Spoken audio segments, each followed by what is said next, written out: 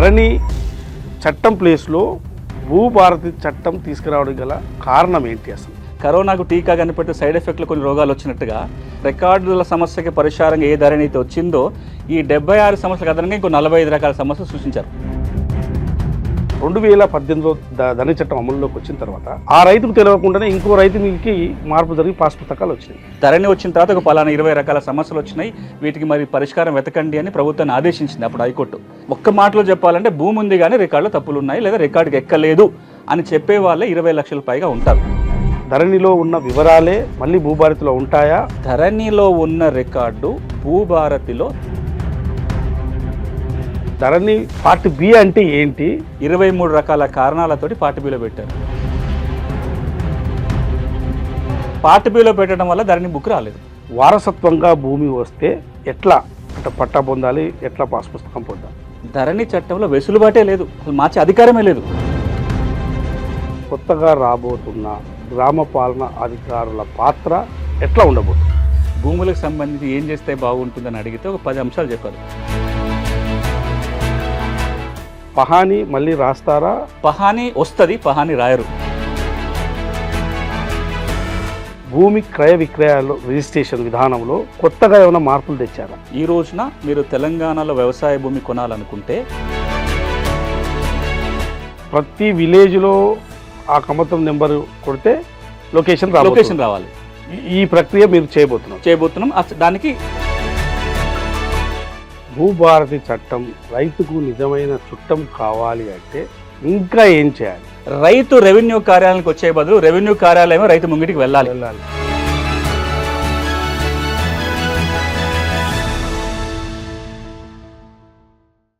ధరణి చట్టం ప్లేస్లో భూభారతి చట్టాన్ని ప్రభుత్వం తీసుకొచ్చింది. దీనిపైన పూర్తిగా అవగాహన కల్పించేందుకు ఇవాళ ప్రత్యేకంగా ధరణి చట్టం ప్లేస్లో భూభారతి చట్టం తేవడానికి గల కారణాలు ఏంటి, అసలు భూభారతి చట్టాన్ని ఏ విధంగా తయారు చేశారు, రైతులకు ఏ విధంగా ఉపయోగపడుతుంది అనే అంశం పైన ఈ చట్టము రూపొందించిన వారిలో కమిటీ సభ్యులుగా ఉన్న భూమి సునీల్ గారు మనతో ఉన్నారు. అంటే ఆయన ఇంటి పేరు ఏంటో తెలియదు కానీ మొత్తం మీద ఆయన భూమి సునీల్ అనేది మాత్రం ఇవాళ, ఎందుకంటే ఈ భూ చట్టాలపైన పూర్తిగా అవగాహన కల్పిస్తున్నారు కాబట్టి ఆయన పేరే ఇవాళ భూమి సునీల్గా పేరు మారిపోయింది. ఇలా ఈ చట్టం రూపొందించిన వారిలో ఆయన ఒక సభ్యులుగా ఉన్నారు. ఆయనతో ఈ చట్టాన్ని మొత్తం అవగాహన కల్పించేందుకు ఇవాళ ఈ స్పెషల్ ఇంటర్వ్యూ చేయడం జరుగుతుంది. నమస్తే సార్. నమస్తే.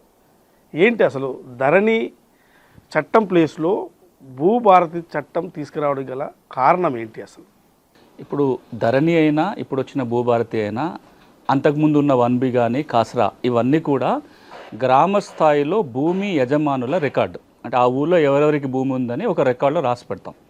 కాసరా పహాని 1B పాతవి మాన్యువల్గా ఉండేటివి ధరణికి వచ్చినాక కంప్యూటర్ రికార్డ్ అయింది.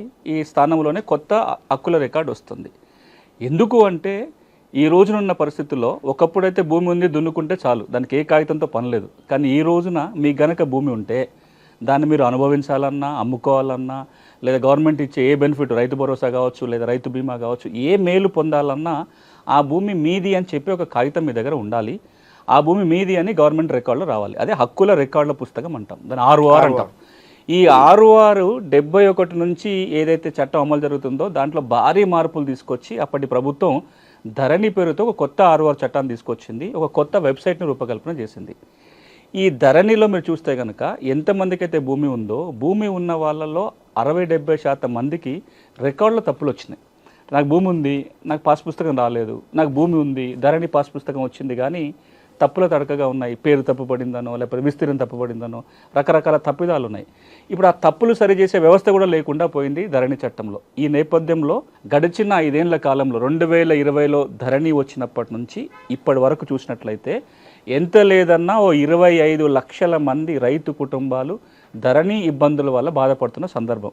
ఈరోజు చట్టం మారిస్తే తప్ప సమస్యలకు పరిష్కారం దొరకదు అని ఒక కంక్లూజన్కి వచ్చి ఏదైతే 2020లో హక్కుల రికార్డు చట్టం కొత్తది వచ్చిందో ధరణి పేరుతోటి ఆ చట్టం మారాలి, ఆ చట్ట స్థానంలో కొత్తది రావాలి అనే నిర్ణయం జరిగిన తర్వాత ఆ మేరకు వచ్చిందే ఈ రోజున భూభారతి చట్టం. ఈ చట్టం చేయడానికి ముందు అంటే ఎలాంటి కసరత్తు జరిగింది? 2020లో వచ్చిన చట్టము 2024లో ప్రభుత్వం అధికారంకి రాగానే ఒక కమిటీ వేసింది. ధరణి కమిటీ పేరుతోటి నేను, పెద్దలు కోదన్ రెడ్డి గారు, ఒక ఇద్దరు రెవెన్యూ అధికారులు, రేమండ్ పీటర్, మధుసూదన్ అని ఇంకొక ఇద్దరు రెవెన్యూ అధికారులు, CCLA ప్రిన్సిపల్ సెక్రటరీ కూడా అందులో కన్వీనర్గా ఉన్నాడు. ఈ 5 మంది సభ్యులు గడిన కమిటీ దాదాపుగా ఒక 6 నెలల పాటు సమస్య మూలాలకు వెళ్ళే ప్రయత్నం జరిగింది. ఎందుకుంది సమస్య, పరిష్కారానికి ఏం చేయాలి, అన్ని డిపార్ట్మెంట్తో మాట్లాడటము, ప్రజలతో అభిప్రాయాలు తీసుకోవటం చేసిన తర్వాత ఒక నిర్ణయానికి రావడం జరిగింది. ఏంటంటే ఇందులో ప్రధానంగా మనం చట్టం మార్చాలనే నిర్ణయానికి వచ్చినాం. చట్టం మారాలనే నిర్ణయానికి వచ్చిన తర్వాత కూడా చట్టం రూపొందించి ఒక ముసాయిదా, నేను ఆ ముసాయిదాలో కీలకంగా పాల్గొన్నాను. 24 డ్రాఫ్ట్ రాసాం. అది ప్రజల ముందుకు రావడానికంటే ముందు 24 సార్ల ముసాయిదాల మార్పులు చేసుకుంటూ వచ్చి 24వ కాపీ ప్రజల ముందుకు వచ్చింది. అసెంబ్లీ ముందుకు పోవటానికంటే ముందే ప్రజల ముందుకు వచ్చింది. ఇది వినూత్నం. ఎప్పుడో 20 ఏళ్ళ కింద అట్లా జరిగేది. చట్టం చేసే ప్రక్రియ ఎట్లుండాలి అంటే చట్టం అసెంబ్లీలో చర్చ జరగాలి, ప్రజల్లో కూడా ఇన్పుట్ జరగాలి. కానీ గడిచిన 20-25 ఏళ్ళకి మనం ఏం చూస్తాము, చట్టం అసలు అసెంబ్లీలోనే చర్చ జరగదు. ఐ సావిట్ అని పాస్ అయిపోతుంది తప్ప ఎవరో 4 అధికారులు ప్రజాప్రతినిధులు కూర్చొని రాసుకుంటారు, అసెంబ్లీలో పోతుంది, ఒక రోజులో చట్టం అయిపోతుంది. ఇది అట్లా ఉండకూడదు. ప్రజలకు తీసుకెళ్ళి ప్రజల అభిప్రాయాల మేరకు చేయాలనే ఉద్దేశంతో ఒక నెల రోజుల పాటు ఈ చట్టాన్ని ప్రజల మధ్యలో ఉంచి వారి అభిప్రాయాలు తీసుకొని ఒక మళ్ళీ కొత్త డ్రాఫ్ట్ తయారు చేశాం. అంటే ప్రజల్లో ఎలాంటి సమస్యలు ఉన్నాయి, రైతులకు ఈ చట్టంలో మనం ఏదైతే పెడుతున్నామో ఈ సెక్షన్స్ బాగానే ఉన్నాయా, ఇంకేమైనా పెట్టాలా, ఇంకే విధంగా సెక్షన్స్ మార్చాలా, వీటన్నిటిని కూడా అభిప్రాయ సేకరణ జరిగింది. చాలామంది ఉత్తరాలు రాశారు, ఈ సెక్షన్ బాగుంది, దీంట్లో ఇది పెడితే బాగుంటుంది, ఈ పలానా సమస్యకు దీంట్లో పరిష్కారం లేదు, మీరు పరిష్కారం సూచించండి అని. వీటి అభిప్రాయాలన్నిటినీ క్రోడీకరించి మళ్ళీ కొత్త ముసాయిదా చేయడం జరిగింది. ఇక మీరు ఇంత మొత్తం ప్రక్రియలో ఎప్పుడు జరగనట్టుగా ముఖ్యమంత్రి గారే దాదాపు 8-9 సమావేశాలు గంటల కొద్ది కూర్చొని సలహాలు సూచనలు ఇవ్వటం. జనరల్గా అధికారానికి రాగానే భూమి అనే అంశాన్ని లాస్ట్లో తీసుకుంటారు. ఎప్పుడో ఇది కొంచెం సెన్సిటివ్గా ఉంటుంది కాబట్టి జనరల్గా పట్టించుకోరు. అలాంటిది ఆయన అధికారంలో వచ్చిన 3వ రోజునే భూమి మీద సమావేశం. అప్పటి నుంచి ముఖ్యమంత్రి కావచ్చు, రెవెన్యూ మంత్రి కావచ్చు, ఈ కసరత్తు అంతా అయిపోయి అప్పుడు అసెంబ్లీకి వచ్చింది. అసెంబ్లీలో చర్చ అయిన తర్వాత, చట్టమైన తర్వాత చాలా చట్టాలు చట్టం వచ్చినాక రూల్స్ రావడానికి సంవత్సరాల తరబడి టైం పడుతుంది. 1971లో 6వ చట్టం కింద రూల్స్ రావడానికి 18 ఏళ్ళు పట్టింది. ధరణి చట్టం అయితే వచ్చింది 2020లో, కానీ రూల్స్ రాలేదు. నిన్న మొన్నటి దాకా ధరణి చట్టం అమలు ఉన్నంత కాలం కూడా చట్టం ఉంది, రూల్స్ లేకుండా చట్టం అమలు అవుతుంది. ఎట్లా అమలు చేయాలనే రూల్స్ ఏమీ లేదు, వాళ్ళ గైడ్లైన్స్ ఏమీ లేకుండానే అమలు జరుగుతుంది. కానీ అసెంబ్లీలో ఒక ప్రకటన ప్రభుత్వం ఏం చేసిందంటే, మేము చట్టం చేయటమే కాదు, చట్టం తెచ్చిన 3 నెలల్లోగా రూల్స్ కూడా రూపొందిస్తామని చెప్పి జనవరిలో చట్టం గవర్నర్ గారు ఆమోదం పొందింది. ఏప్రిల్ 14వ తారీఖున రూల్స్ కూడా రూపొంది చట్టము రూల్స్ ఏప్రిల్ 14వ తారీఖున ప్రభుత్వం అనౌన్స్ చేసింది, అమల్లోకి వచ్చింది.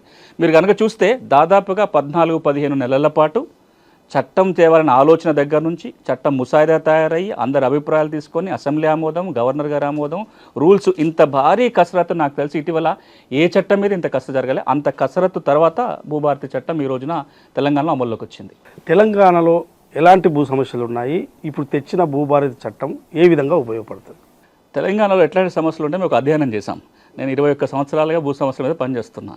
అయితే భూమికి ఎన్ని రోగాలు ఉన్నాయని అధ్యయనం చేశాం. మనిషికి రోగాలు ఉన్నట్టుగా భూమి హక్కుల రోగాలు కదా, 76 రకాల సమస్యలు గుర్తించాం ధరణికి ముందు. 2020 నాటికి ధరణి చట్టం రావడానికంటే ముందు భూములకు సంబంధించి తెలంగాణలో 76 రకాల భూమి సమస్యలు, 124 భూమి చట్టాలు, 76 రకాల సమస్యలు ఉన్నాయి. అంటే ఈ ధరణి రాకముందు ఆ చట్టంలో లేదా పరిష్కార మార్గాలు లేవా? ఉన్నాయి, కానీ చట్టాల పరిష్కార మార్గాలు ఉన్నా సమస్యలు తీరకుండా ఉన్నవి, రకరకాల సమస్యలు ఉన్నాయి. ధరణి వచ్చినప్పుడు ఏమన్నారంటే, ఈ అన్ని రకాల సమస్యలకి ధరణి పరిష్కారం, కొత్త రెవెన్యూ చట్టం వస్తుంది, ఈ సమస్యలన్నీ తీరిపోతాయని ఒక ఆశతోటి ఆ చట్టం వచ్చింది. దురదృష్టం ఏమైందంటే, కరోనాకు టీకా కనిపెడితే సైడ్ ఎఫెక్ట్లు కొన్ని రోగాలు వచ్చినట్టుగా ధరణి వచ్చిన తర్వాత రికార్డుల సమస్యకి పరిష్కారంగా ఏ ధరణి అయితే వచ్చిందో ఈ 76 సమస్యలకు అదనంగా ఇంకో 45 రకాల సమస్యలు సృష్టించారు. ఇంకో కొత్తగా 45 యాడ్ అయినాయి. గౌరవ హైకోర్టే ఈ 45 రకాలలో 20 రకాల సమస్యలు వాళ్ళే లిస్ట్ చేశారు. గౌరవ హైకోర్టు ఒక తీర్పు ఇచ్చుకుంటూ ధరణి వచ్చిన తర్వాత ఒక పలానా 20 రకాల సమస్యలు వచ్చినాయి, వీటికి మరి పరిష్కారం వెతకండి అని ప్రభుత్వాన్ని ఆదేశించింది అప్పుడు హైకోర్టు. మేము ఆ లిస్ట్ కాదు, 20 కాదు, ఉన్నాయి 45 అని చెప్పి మేము ఇంకొక లిస్టు చూపించడం జరిగింది. అంటే ఈ రోజున 100 రకాల పైగా సమస్యలు ఉన్నాయి. ఒక్క మాటలో చెప్పాలంటే భూమి ఉంది కానీ రికార్డులో తప్పులు ఉన్నాయి, లేదా రికార్డుకి ఎక్కలేదు అని చెప్పే వాళ్ళే 20 లక్షల పైగా ఉంటారు. ఈ రోజున ఈ భూభారతి చట్టం ఏదైతే వస్తుందో దాదాపుగా ఈ 20-25 లక్షల మంది భూమి ఉంది రికార్డుకి ఎక్కలేదనో, రికార్డుకి ఎక్కినాం కానీ తప్పులు ఉన్నాయని ఎవరైతే చెప్తున్నారో వాళ్ళందరికీ ఈ భూభారతి చట్టం ఒక పరిష్కారం చూపిస్తుంది. అంటే భూమి ఉన్న వాళ్ళందరికీ రికార్డుకి వస్తుంది, పాస్ పుస్తకం వస్తుంది. కానీ ఇవి కాకుండా ఇంకొక 20-30% సమస్యలు వేరే రకాలు ఉంటాయి. అది అసైన్మెంట్ పీఓటీ సమస్యలు కావచ్చు, టెనెన్సీ సమస్యలు కావచ్చు, ఎల్టీఆర్ సమస్యలు కావచ్చు, వాటికి మనం వేరే చట్టాల కింద పరిష్కారం వెతకాలి. ప్రభుత్వం ఒక మాట ఏమన్నదంటే ఈ రోజున మేము కొత్త ఆర్ఓఆర్ చట్టం భూభారతి పేరుతో తెచ్చాము, రాబోయే రోజుల్లో మిగతా అన్ని చట్టాలను కలిపి ఒకే ఒక రెవెన్యూ చట్టం తీసే ప్రయత్నం, ఒక ల్యాండ్ చట్టము రెవెన్యూ కూడా తేవాలని ఆలోచన చేస్తున్నట్టుగా రెవెన్యూ మంత్రి గారు కూడా ప్రకటించారు. అది కనుక వస్తే మిగతా 20-30% సమస్యలకు కూడా తెలంగాణలో పరిష్కారం దొరుకుతుంది. సాదా పరిణామం ద్వారా అటు రైతులు ఎవరైనా భూమి కొనుగోలు చేస్తే ఇవాళ వచ్చిన భూభారతి చట్టము పరిష్కరిస్తుందా? తప్పకుండా. ఇన్ని రోజులు దొరకని సమస్యకు ఈ చట్టం పరిష్కారం ఇస్తుంది. 5 సంవత్సరాలుగా ధరణి వచ్చిన నాటి నుంచి 9,24,000 మంది చిన్న సన్నకారు రైతులు మేము సదా బైనామాల ద్వారా భూములు కొన్నాము, పట్టాలు ఇవ్వండి అని అప్పుడు ప్రభుత్వం అవకాశం ఇస్తే దరఖాస్తు పెట్టుకొని ఇప్పటిదాకా ఎదురు చూస్తున్నారు. ఆ దరఖాస్తుల పరిశీలన జరగలే. ఎందుకు జరగలేదు అంటే అప్పుడు ప్రభుత్వం దరఖాస్తు అయితే తీసుకుంది కానీ పరిష్కారానికి చట్టంలో సెక్షన్ పెట్టలేదు. ధరణి చట్టంలో సాదా బైనామా పరిష్కారానికి అవకాశం లేకుండా పోయింది. భూభారతి చట్టం సెక్షన్ 6 కింద ఈ 9,24,000 దరఖాస్తులని ఆర్డీఓలు పరిశీలించి కొనుక్కున్న మాట వాస్తవమై కొనుగోలు చేసిన వ్యక్తి చేతిలో కనుక భూమి ఉంటే పట్టాలు వస్తాయి. ఇక్కడ మీకు ఇంకొక మాట గుర్తు చేయాలి. సాదా బైనామా సమస్య తెలంగాణ రాష్ట్రంలో అతి కీలకమైన భూమి సమస్య, చాలా ప్రధానమైనది. 1989 వరకు తెలంగాణ ఈ సమస్య లేదు. ఎందుకు లేదు అంటే తెలంగాణలో అప్పటికి అమలు ఉన్న ఆర్ఓఆర్ చట్టం ఏదైతే ఉందో, మనం 48లో చేసుకున్న ఆర్ఓఆర్ చట్ట ప్రకారము తెలంగాణలో ఎవరు ఎట్ల భూమి కొనుక్కున్నా ఊళ్ళో జమాబందీ జరిగినప్పుడు తహసీల్దార్కి పట్టా ఇచ్చే అధికారం ఉండేది. మీరు రిజిస్ట్రేషన్ ద్వారా కొనుక్కున్నారు, ఆ డాక్యుమెంట్ ఆధారంగా పట్టా వచ్చేస్తుంది. నేను నోటి మాట ద్వారా కొనుక్కున్నా, తెల్ల కాగితాల మీద, స్టాంప్ కాగితాల మీద. మీరు అది వింటే ఆశ్చర్యపోతుంటారు. తెలంగాణలో కొన్ని ఎకరాల భూములు అగ్గిపెట్టి వెనకాల, సిగరెట్ పెట్టి వెనకాల దస్తావేజులు రాసుకున్నారు. అవి కోర్టుల సాక్ష్యం ఈ రోజున. నేను స్వయంగా చూసి ఆదిలాబాద్ జిల్లాలో ఆయన భూమి కొన్నాను, నాదని చెప్తున్నాను. మీకు సాక్ష్యం ఏంది అంటే ఓ సిగరెట్ పెట్టే వెనకాల 16 ఎకరాలు కొన్నట్టుగా 5,000 రూపాయలు కట్టినట్టుగా అది కాగితం ఉంది. ఈ కాగితాలన్నీ కూడా జమాబందీలో చెల్లుబాటు అయ్యేటి, పట్టాలు వచ్చేటి. ఎప్పుడైతే ఉమ్మడి ఆంధ్రప్రదేశ్లో ఆర్ఓఆర్ చట్టం 71లో చేసుకున్నామో ఆ చట్టం ఏమంటుందంటే మీరు భూమి కొంటే రిజిస్టర్డ్ దస్తావేజు ఉంటేనే పట్టా ఇవ్వడానికి అవకాశం. అది రూల్ పెట్టగానే తెలంగాణలో పెద్ద ఎత్తున 80వ దశకంలో గొడవ అయింది. ఇట్లా కనుక చేస్తే తెలంగాణ రైతాంగంలో 90% మందికి పట్టాలే రావు అనే ఒక ఒత్తిడి వస్తే 1989లో అప్పుడు ఆర్ఓఆర్ చట్టాన్ని మార్చి కొత్తగా ఒక సెక్షన్ పెట్టారు. అదేంటంటే సెక్షన్ 5A పేరుతోటి. ఇదేం చెప్తుంది, ఎవరన్నా సాదా బైనామాల ద్వారా భూములు కొంటే మీరు తహసీల్దార్కి దరఖాస్తు పెట్టుకోండి, ఆయన ఎంక్వైరీ చేసి పట్టాలు ఇచ్చే అధికారం ఉంది. అట్లా 1989 నుంచి 2014 వరకు పలు దఫాలుగా దరఖాస్తులు తీసుకున్నారు, పట్టాలు ఇచ్చారు. 2016లో కూడా ఒకసారి ఇస్తే కొంతమందికి పట్టాలు వచ్చినాయి. కానీ 2020లో మరొక దఫా దరఖాస్తు తీసుకున్నారు, అవి ఇప్పుడు అపరిష్కృతంగా ఉన్నాయి. భూభారతి చట్టం ఈ అమల్లోకి వచ్చింది కాబట్టి ఇప్పుడు ఒక్క చిన్న మెలకు ఉంది ఇక్కడ దీంట్లో. ఈ వెంటనే పరిష్కారం కావడానికి ఏంటంటే 2020లో ఎప్పుడైతే ప్రభుత్వం దరఖాస్తు స్వీకరణ చేసిందో దాని మీద హైకోర్టులో ఒక ప్రజా ప్రయోజనాల వాద్యం దాఖలైంది. ఎందుకంటే చట్టమే లేకుండా దరఖాస్తులు తీసుకుంటున్నారంటే హైకోర్టు స్టే ఇచ్చింది, అసలు చట్టం లేదు కదా అని. ఇప్పుడు ప్రభుత్వం స్టే వెకేషన్ కోసం ప్రయత్నం చేస్తుంది. హైకోర్టులో స్టే వెకేట్ కాగానే భూభారతి చట్టం కింద 9,24,000 మంది రైతులకి పరిష్కారం దొరకబోతుంది. అయితే ఇప్పుడు ధరణి చట్టం కిందనే పాస్ పుస్తకాలు వచ్చి ఉన్నాయి. వాటిలో కొంత విస్తీర్ణం తక్కువ పడడం కానీ, సర్వే నెంబర్లు తప్పుపడడం కానీ, అదేవిధంగా ప్రభుత్వ భూమిగా కూడా పడ్డ దాఖలాలు ఉన్నాయి.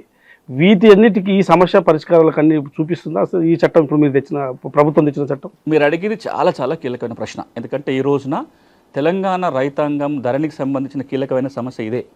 నా పేరు ఎక్కింది, పాత బుక్ ఉంది, కొత్త బుక్ వచ్చింది. కానీ మీరు అన్నట్టుగా ఓ సర్వే నెంబర్ 4 నెంబర్ల భూమి ఉంటే ఒక నెంబర్ మిస్ అయింది. నాకు 4 ఎకరాలు ఉంటే 3 ఎకరాలే పడింది, 1 ఎకరం మాయమైపోయింది. నా పట్టా భూమి కాస్త సర్కారు భూమి అని రాశారు, లేదా భూదాన్ భూమనో వక్ఫ్ భూమనో రాశారు, లేదా నా పేరు సునీల్ అయితే అనిల్ అని రాశారు, లేదా సునీల్ పేరు తీసుకెళ్ళి వేణుగోపాల్ గారి పేరు మీద పట్టా చేసేశారు. ఇప్పుడు ఇవన్నీ మార్చాలి అంటే అసలు ధరణి చట్టంలో వెసులుబాటే లేదు, అసలు మార్చే అధికారమే లేదు. లేకపోయినా గత 5 ఏళ్ళకి ఏం జరుగుతుంది అంటే ప్రభుత్వం ఒక సర్క్యులర్ జారీ చేసింది. అప్పటి ప్రభుత్వం ఆ సర్క్యులర్లో ఏం చెప్పారు, మీకు ఇట్లాంటి సమస్యలు కనుక ఉన్నట్లయితే ధరణిలో మాడ్యూల్స్ పెంచుకుంటూ వచ్చారు, 33 మాడ్యూల్స్ పెట్టారు. ఈ మాడ్యూల్స్ ద్వారా మీరు దరఖాస్తు పెట్టుకోండి, జిల్లా కలెక్టరో CCLAనో పరిష్కారం చేస్తారని పెట్టుకున్నారు సర్క్యులర్లో. దీని మీద హైకోర్టులో కేసు నడుస్తుంది. హైకోర్టులో కేసు ఏంటంటే అసలు ధరణి చట్టంలో ఎవరూ సవరించడానికి అధికారమే లేనప్పుడు జిల్లా కలెక్టర్లు CCLA ఎట్లా సవరిస్తున్నారు అని కేసు నడుస్తుంది. ఇంకా బెంచ్ మీదకి రాలేదు అది. అది కనుక వస్తే గడిచిన 5 సంవత్సరాలుగా జరిగిన సవరణల మీద ఇప్పుడు ఒక పెద్ద ప్రశ్నార్థకం అవుతుంది. దాని గురించి మళ్ళీ తర్వాత మాట్లాడదాం. కానీ ఇప్పుడు భూభారతి చట్టం ఏమంటుందంటే సెక్షన్ 4 సబ్సెక్షన్ 5, సెక్షన్ 4 సబ్సెక్షన్ 6 ప్రకారం ఎవరికైనా ఈ విధంగా తప్పొప్పులు ఉన్నట్లయితే దరఖాస్తు పెట్టుకోవాలి. ఆన్లైన్లో దరఖాస్తు పెట్టుకోవచ్చు, లేదా రెవెన్యూ సదస్సులు జరిగినప్పుడు మాన్యువల్గా దరఖాస్తు పెట్టుకుంటే మీ భూమి విలువ 5 లక్షల వరకు ఉంటే ఆర్డీఓ, 5 లక్షలు దాటితే జిల్లా కలెక్టరు ఎంక్వైరీ చేసి ఇది వాస్తవం తేలితే ఒక ఉత్తర్వులు ఇచ్చి రికార్డులో మారుస్తారు. పర్టికులర్గా ఒక అంశము, ఒక రైతు మీద ఉన్న భూమి 2018లో ధరణి అంటే చట్టం ఇది అమలు ధరణి చట్టం అమలులోకి వచ్చిన తర్వాత ఆ రైతుకు తెలియకుండానే ఇంకో రైతు మీదకి మార్పు జరిగి పాస్ పుస్తకాలు వచ్చినాయి. దీన్ని ఎట్లా చూడాలి? భూభారతి చట్టం ఎట్లా పరిష్కరిస్తుంది? అంటే ఇక్కడ మనం 2 అంశాలు జ్ఞాపకం పెట్టుకోవాలి. ఒకటి, భూమి మీ చేతిలోనే ఉంది, రికార్డులో పొరపాటు జరిగింది, మీ పేరులో తప్పుపడవచ్చు, లేదా మీ పేరు భూమి ఇంకో పేరుకి ఎక్కువ ఉండొచ్చు, కానీ భూమి మీ చేతిలోనే ఉంది. ఇది ఒక రకమైన సమస్య. రెండో రకమైన సమస్య ఏంటంటే మీ చేతికి భూమి కూడా పోయింది, రికార్డులో మార్చుకొని మీరు భూమి కూడా మీ నుంచి తొలగించబడింది. మొదటి రకం సమస్య తప్పకుండా భూభారతిలో పరిష్కారం చేయొచ్చు. భూమి మీ స్వాధీనంలో ఉంది, రికార్డులో పొరపాటు జరిగింది కాబట్టి ఆర్డీఓ కానీ జిల్లా కలెక్టర్ కానీ ఎంక్వైరీ చేసి తప్పు జరిగింది నిర్ధారణ చేసుకొని రికార్డులో పేర్లు తొలగించుకొని నిజమైన భూ యజమాని పేరు నమోదు చేసే అధికారం ఈ రోజున భూభారతి చట్టం ఇస్తుంది. నిన్న మొన్నటి వరకు ఈ సమస్య కూడా కోర్టుకు వెళ్లాల్సిన పని ఉండే, ఇప్పుడు కోర్టుకు వెళ్లాల్సిన పని లేదు. కానీ మీ భూమి స్వాధీనం కూడా పోయిందనుకోండి, పట్టా భూమి స్వాధీనంలో కూడా లేదు, అప్పుడు భూమిని తిరిగి స్వాధీనపరిచే అధికారం రెవెన్యూ యంత్రాంగానికి ఉండదు. రికార్డులు తప్పు జరిగితే కరెక్షన్ చేయగలుగుతారు, కానీ భూమి తిరిగి స్వాధీనం పొందాలి అంటే మళ్ళీ కోర్టు ద్వారా స్వాధీనం పొందాలి. ఒకవేళ ఆ భూమి కనుక అసైన్మెంట్ భూమి అయితే మాత్రం ప్రభుత్వమే తిరిగి స్వాధీనపరుస్తుంది. భూభారతి చట్టంలో అంటే తనకున్న భూమి ఎక్స్టెంట్ కానీ సర్వే నెంబర్లు కానీ ఇవి హైడ్ చేసుకునే అవకాశం ఉందా? గతంలో ధరణిలో ఉంది అని విన్నాము. ధరణిలో ఏ పట్టాదారైనా రైట్ టు ప్రైవసీ అనే ఒక ఆప్షన్ ఉండేది. మీ రికార్డు మీరు హైడ్ చేసుకుంటే ఇంకెవరికి కనపడదు. ఆ బటన్ ప్రతి పట్టాదారికి అవకాశం ఉండేది. అట్లాంటి వెసులుబాటు దేశంలో ఏ రాష్ట్రంలో లేదు, కేవలం తెలంగాణలో అది ధరణిలోనే ఉంది. భూమి రికార్డులు పబ్లిక్ డాక్యుమెంట్, మీ పాస్ పుస్తకం మీ ప్రైవేట్ డాక్యుమెంట్, మీ ఆధార్ నెంబరు మీ ఫోన్ నెంబరు మీ ప్రైవేట్ వివరాలు. కానీ ఆ ఊళ్ళో ఏ సర్వే నెంబర్ ఉంది, ఆ సర్వే నెంబర్లో ఎంత విస్తీర్ణం ఉంది, దాని పట్టదారు ఎవరు అనేది పబ్లిక్ రికార్డు. చాలా సందర్భాల్లో హైకోర్టు కావచ్చు, సుప్రీంకోర్టు కావచ్చు, సమాచార కమిషన్లు కావచ్చు, రాష్ట్రంలో కానీ దేశంలో ఏం చెప్పిందంటే భూమి రికార్డులు పబ్లిక్ రికార్డ్సు. అందుకే చాలా చోట్ల మనం తెలంగాణలో కొన్ని చోట్ల పహానీని గోడ మీద రాసినాం, పహానీని ప్రింట్లు తీసి ఇంటింటికి పంచిపెట్టినాం. ఇవేంది పబ్లిక్ రికార్డ్స్ కాబట్టి. ధరణిలో ప్రైవసీ అని పేరుతోటి చాలామంది వాళ్ళ పేర్ల మీద భూములు తెచ్చుకోవటం, తప్పుగా ఎట్లనో అట్లాంటి వాళ్ళు హైడ్ చేసుకోవటం రకరకాలు జరిగినాయి. భూభారతి చట్టంలో గౌరవ ముఖ్యమంత్రి గారు, రెవెన్యూ మంత్రి గారి నిర్ణయం ఏంటంటే ఇప్పుడు రైట్ టు ప్రైవసీ ఆప్షన్ లేదు, ఆ బటన్ నొక్కడానికి అవకాశం లేదు. ఆ ఊళ్ళో ఏ సర్వే నెంబర్ ఉంటే అవి డిస్ప్లే అవుతాయి. మీ ఆధార్ నెంబర్ కనపడదు, మీ ఫోన్ నెంబరు కనపడదు, అవి ప్రైవేట్ వివరాలు కాబట్టి. కానీ ఆ ఊరిలో ఉన్న అన్ని భూములు, అన్ని సర్వే నెంబర్లు, వాటి ఓనర్ ఎవరైన పేరు వరకు దీనివల్ల ఏమవుతుందంటే ట్రాన్స్పరెన్సీ వస్తుంది. తర్వాత మిస్యూజ్ చేయడానికి లేదా ఎవరైనా గవర్నమెంట్ ల్యాండో భూదాన్ ల్యాండో మార్చుకొని పట్టా చేయించుకొని దాచుకోవడానికి అవకాశం రాదు. ధరణిలో ఉన్న వివరాలే మళ్ళీ భూభారతిలో ఉంటాయా, లేకుంటే దీన్ని ఎలా మార్పులు చేస్తే ఎలా మార్పులు చేస్తారా? ఇంకా చాలా మందికి ఏమంటున్నారంటే దీంతో క్రిటిసిజం ఏంది, ధరణి రికార్డే మళ్ళీ భూభారతిలో కొనసాగుతుందంట, ఏం మారింది, ధరణి భూభారతిగా కొనసాగుతుంది ఒక అనుమానం, అపోహలో ఉన్నారు. ఇది తప్పు. మీరు కనుక సెక్షన్ 4ను చూస్తే, భూభారతి చట్టం సెక్షన్ 4లో మీరు అడిగిన దానికి స్పష్టంగా సమాధానం ఉంటుంది. ఏమంటుంది చట్టం అంటే ధరణిలో ఉన్న రికార్డు భూభారతిలో తాత్కాలికంగానే కొనసాగుతుంది. ఏమవుతుంది తాత్కాలికంగా, తర్వాత ఏమవుతుందంటే ఒక 4 ఆప్షన్స్ పెట్టుండే దాంట్లో. ఒకటి, దీర్ఘకాలికంగా తెలంగాణ రాష్ట్ర ప్రభుత్వం భూముల రీసర్వే చేసి ఆ రీసర్వే ఆధారంగా కొత్త హక్కుల రికార్డు తయారవుతుంది. ఇది నెంబర్ 1. అది జరగడానికి చాలా టైం పడుతుంది కాబట్టి ఈ లోపల ప్రభుత్వం ఏమంటుందంటే మేమే ఒక స్పెషల్ డ్రైవ్ నిర్వహించి రికార్డులో తప్పొప్పులను సవరిస్తాము అనేది రెండో మాట. ఆ స్పెషల్ డ్రైవ్ కిందనే ఈ రోజున రాబోయే రోజుల్లో రెవెన్యూ సదస్సులు జరగబోతున్నాయి, రికార్డు సవరణ చేస్తారు. ఇక మూడోది, ఎవరైనా ఆ రికార్డులో తప్పొప్పులు ఉన్నాయని గుర్తించినట్లయితే వాటి మీద దరఖాస్తు పెడితే రికార్డు ప్యూరిఫికేషన్ జరుగుతుంది. 4వ ప్రక్రియ, మొత్తంగా కొత్త రికార్డు తయారు చేసే అధికారం కూడా ప్రభుత్వానికి ఈ రోజున భూభారతి చట్టం ఇస్తుంది. ఈ 4 వెసులుబాట్లు ఇంతకుముందు ధరణిలో లేవు. అంటే ఇప్పుడు ఏమవుతుందంటే మెల్లమెల్లగా ఒక 6 నెలల నుంచి సంవత్సర కాలంలో పూర్తి రికార్డు ప్రక్షాళన జరుగుతుంది. మీరు ఒక మాట అడగొచ్చు, మొత్తం రికార్డు ప్రక్షాళన చేసినాకనే భూభారతి తేవచ్చు కదా, కొందరు అంటున్నారు అన్నమాట.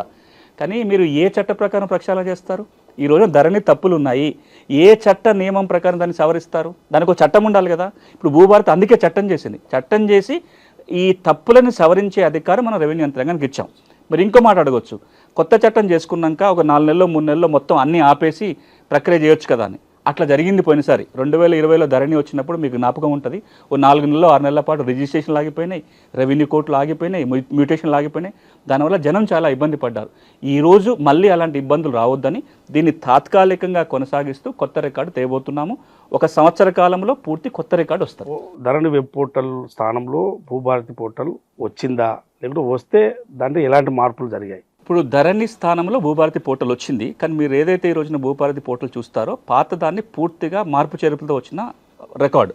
అంటే మోడల్స్ మారిపోయినాయి, దాని సాఫ్ట్వేర్లో మార్పులు, దాంట్లో తప్పులన్నీ సవరిస్తూ అంటే ఒక రినోవేటెడ్ పోర్టల్ మనకు కనపడుతుంది. ఉన్న ఇల్లునే కొంత రిపేర్ చేసుకొని దాన్ని కొనసాగిస్తున్నాము. ప్రభుత్వం ఇంకో నిర్ణయం ఏం తీసుకుందంటే ఇందులో చాలా లోపాలు ఉన్నాయి కాబట్టి ఒక 6 నెలల నుంచి సంవత్సర కాలంలోగా పూర్తి కొత్త వెబ్సైట్ నిర్మాణం చేయడానికి కోసం నిర్ణయం తీసుకుంది. బడ్జెట్ కేటాయింపు అయిపోయింది, ఆ ప్రక్రియ మొదలైంది. అంటే ఇంకొక 6 నెలలు సంవత్సర కాలంలో పూర్తి కొత్త వెబ్సైట్ వస్తుంది. ఆ లోపల మనం దీన్ని కొనసాగిస్తున్నాము పూర్తి మార్పులతోటి. ఆ కంపారిజన్ చూసినట్లయితే ధరణిలో ఏవేవైతే లోపాలు ఉన్నాయో సాధ్యమైనంత వరకు దాన్ని ఎన్ఐసి రెక్టిఫై చేసింది. నిన్న మొన్నటి వరకు ధరణి వెబ్ పోర్టల్ అనేది ఒక ప్రైవేట్ కంపెనీ చేతిలో ఉండేది. దాని మీద పెద్ద క్రిటిసిజం వచ్చింది. అది ఫారిన్ కంపెనీ, రికార్డులకు భద్రత లేదు. ఇప్పుడు కేంద్ర ప్రభుత్వం సంబంధించిన నేషనల్ ఇన్ఫర్మేటిక్స్ సెంటర్ ఎన్ఐసి చేతికి రికార్డు వెబ్సైట్ వచ్చేసింది. ఇప్పుడు ఎన్ఐసి వాళ్ళే ఈ మార్పులన్నీ చేశారు. ఇంకా అవసరం కొద్దీ మార్చుకుంటూ పోతున్నారు. ఒక 6 నెలల్లో పూర్తి కొత్త వెబ్సైట్ అందుబాటులోకి వస్తుంది. ప్రధానంగా రాష్ట్రంలో విన్నది ఏంటి అంటే ధరణి చట్టం వచ్చిన తర్వాత నిషేధిత జాబితా అనేది పెద్ద సమస్యగా ఉన్నది. ఇది పట్టా భూములు కూడా నిషేధిత జాబితాలో పడ్డ దాఖలాలు చాలా ఉన్నాయి. సో దానికి ఎట్లాంటి పరిష్కార మార్గం చూపుతుంది భూభారతి చట్టం? ఒక్కసారి మీరు ఆ సమస్య మూలానికి పోతే సమస్య పరిష్కారం గురించి మాట్లాడతాను. ఇది 2007 నుంచి వచ్చిన సమస్య. 2007లో మనము రిజిస్ట్రేషన్ చట్టంలో ఒక సవరణ చేసుకొని సెక్షన్ 22A కొత్తగా చేర్చాం రిజిస్ట్రేషన్ యాక్ట్లో. ఇది ఎందుకు పెట్టామంటే అప్పుడు కోనేరు రంగారావు ల్యాండ్ కమిటీ సిఫార్సు మేరకు పెట్టాల్సి వచ్చింది. ఎందుకు అంటే ఏ భూమిని అయితే అమ్మకూడదో ఆ భూముల రిజిస్ట్రేషన్ కూడా జరుగుతున్నాయి. ప్రభుత్వ భూమి, అసైన్మెంట్ భూమి, సీలింగు, ఎండోన్మెంటు, వక్ఫ్ ఇవన్నీ అమ్మకాలు కొనుగోలు జరగకూడదు. కానీ రిజిస్ట్రేషన్ జరుగుతున్నాయి. ఎందుకు అంటే సబ్ రిజిస్ట్రార్కి రిజిస్ట్రేషన్ తిరస్కరించే అధికారం లేదు. సబ్ రిజిస్ట్రార్ అనేవాడు డాక్యుమెంట్ రిజిస్టర్ చేస్తున్నాడు కానీ టైటిల్ రిజిస్ట్రేషన్ చేయట్లా. మరి ఈయన తిరస్కరించే అధికారం కల్పించడం కోసం ఈ సెక్షన్ 22 ఏమంటుందంటే ఏ భూములనైతే రిజిస్ట్రేషన్ చేసుకోకూడదో ఆ జాబితాని జిల్లా కలెక్టరు సబ్ రిజిస్టర్కి పంపాలి అని మీరు చెప్పారు. అట్లా 2007 నుంచి ఆ జాబితా తయారు చేసి సబ్ రిజిస్టర్లకు పంపారు. ఇవి నేను చెప్పిన కేటగిరీ భూములు మాత్రమే ఆ లిస్టులో ఉంటే మనం అందరం సంతోషపడాలి. కానీ ఆ జాబితా తయారయ్యేటప్పుడు చాలా చోట్ల రకరకాల కారణాల వల్ల పట్టా భూములు కూడా కలిసిపోయినాయి. దాంట్లో ఓ సర్వే నెంబర్లో 4 ఎకరాలు ఉంది, ఎకరం వక్ఫ్ భూమి ఉంది, 3 ఎకరాలు పట్టా భూమి ఉంది. మొత్తం నెంబరు నిషేధ జాబితాలో పెట్టారు. ఓ సర్వే నెంబర్లో 4 ఎకరాల గవర్నమెంట్ ల్యాండ్ ఉంది, ఇంకో 6 ఎకరం పట్టా ల్యాండ్ ఉంది. మొత్తం లిస్టులో పోయింది. అంటే 50 ఎకరాలు ఉంటే 50 ఎకరాలు పోయింది. అంటే ఏదో ఒక కారణంతో పట్టా భూమి కూడా ఈ రోజున నిషేధ జాబితాలో చేరింది. నిషేధ జాబితాలో ఉండి పెళ్లికో వైద్యానికో విద్య కోసమో ఆ భూమి అమ్ముకుందామని తీరాపోతే రిజిస్ట్రేషన్ జరగట్లా. సామాన్యుడు చాలా ఇబ్బంది పడుతున్నాడు. దాన్ని తొలగించాలంటే ఏ చట్టం కింద తొలగించాలి? రిజిస్ట్రేషన్ చట్టం కింద జిల్లా కలెక్టర్కి కానీ వక్ఫ్ ట్రిబ్యునల్కి ఎండోన్మెంట్ ట్రిబ్యునల్కి మాత్రమే అధికారాలు ఉన్నాయి కాబట్టి ఏం చేయడానికి అవకాశం లేదు. ఈ రోజున ఆ జాబితా మాత్రం మీకు భూభారతి వెబ్సైట్లో ఉంటుంది తప్ప ఆ జాబితా సవరణ జరగాలంటే మాత్రం రిజిస్ట్రేషన్ చట్టం కింద జరగాలి, భూభారతి చట్టం కింద కాదు. కానీ ప్రభుత్వం ఏమంటుందంటే రెవెన్యూ సదస్సులు జరిగినప్పుడు ఈ నిషేధ జాబితాలో సమస్యలు ఉంటే కూడా దరఖాస్తు పెట్టుకోవచ్చు, వాటి పరిష్కారం కూడా చేస్తామని ప్రభుత్వం చెప్తుంది. కాబట్టి అది భూభారతి చట్టం పరిధిలో రాకపోయినా పరిష్కారం దొరికే అవకాశం అయితే ఈ రెవెన్యూ సదస్సులో ఉంటుంది. ఇప్పుడు పాత చట్టం కింద వచ్చిన ధరణి చట్టం కింద వచ్చిన పాస్ పుస్తకాలు చెల్తాయా? మళ్ళీ ఇప్పుడు భూభారతి చట్టం కింద మళ్ళీ అప్లై చేసుకోవాలి? ఏదో ఒక కన్ఫ్యూజన్ అయితే కొంతమంది క్రియేట్ చేసే ప్రయత్నం చేస్తున్నారు. ధరణి పుస్తకాలలో ఉన్న వాళ్ళందరూ మళ్ళీ పోయి భూభారతి పుస్తకానికి దరఖాస్తు పెట్టుకోవాలని అవసరం లేదు. చట్టం ఈ విషయంలో చాలా స్పష్టంగా సెక్షన్ 10లో ఏం చెప్తుందంటే ఈ రోజున ఎవరెవరికైతే ధరణి చట్టం కింద పాస్ పుస్తకాలు ఉన్నాయో అవన్నీ చెల్లుబాటు అవుతాయి. భూభారతి చట్టం కింద కూడా అవి పాస్ పుస్తకం కింద పరిగణించాలి. కానీ మీకు ఆ పుస్తకంలో తప్పులుంటే దరఖాస్తు పెట్టుకోవచ్చు, నాలుగు ఇబ్బందులు ఉంటే దరఖాస్తు పెట్టుకోవచ్చు. అంటే సర్వే నెంబర్లు కానీ విస్తీర్ణం ఏదైనా అట్లాంటివి ఒకటి. రెండోది, ఇప్పుడు భూభారతికి ఒక కొత్త అవకాశం ప్రతి రైతుకి ఇస్తుంది. ఈ రోజున ధరణి పాస్ పుస్తకాలు ఉన్న ప్రతి భూ యజమాని కూడా ఒక అమోఘమైన అవకాశం భూభారతి ఏమిస్తుందంటే మీ పుస్తకంలో మీ భూమి పట్టాన్ని ప్రింట్ చేయించుకోవచ్చు. ఇప్పటిదాకా లేదు ఎక్కడ. మీ భూభారతి అంటే ధరణి పాస్ పుస్తకాలు ఏముంటుంది? యజమాని వివరాలు, సర్వే నెంబరు, విస్తీర్ణము ఎట్లొచ్చిందని ఉంటుంది తప్ప ఆ ల్యాండ్ పటం ఉండదు, దాంట్లో సర్వే మ్యాప్ ఉండదు. ఇప్పుడు సెక్షన్ 10 భూభారతి చట్టం ఏమంటుందంటే మీ పుస్తకంలో మీ భూమి పటం తెచ్చుకోవచ్చు. ఎట్లా తెచ్చుకోవచ్చు అంటే ప్రభుత్వం ఒక 6,000 మంది లైసెన్స్ సర్వేలను రిక్రూట్ చేస్తుంది. ఆల్రెడీ నోటిఫికేషన్ వచ్చింది కొత్తగా. ఆల్రెడీ 1,500 మంది ఉన్నారు.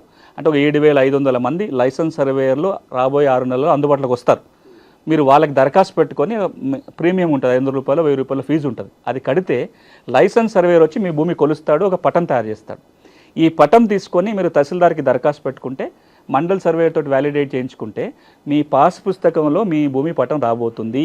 అది ఒక అవకాశం ఇప్పుడు భూభారతి చట్టం ద్వారా వస్తుంది. పహాని మళ్ళీ రాస్తారా? రాస్తే ఈ రికార్డు ఎవరు రాస్తారు, ఎలా నిర్వహిస్తారు? పహాని వస్తుంది, పహాని రాయరు. ఇది కూడా రెండు కొంచెం తేడాలు ఉన్నాయి.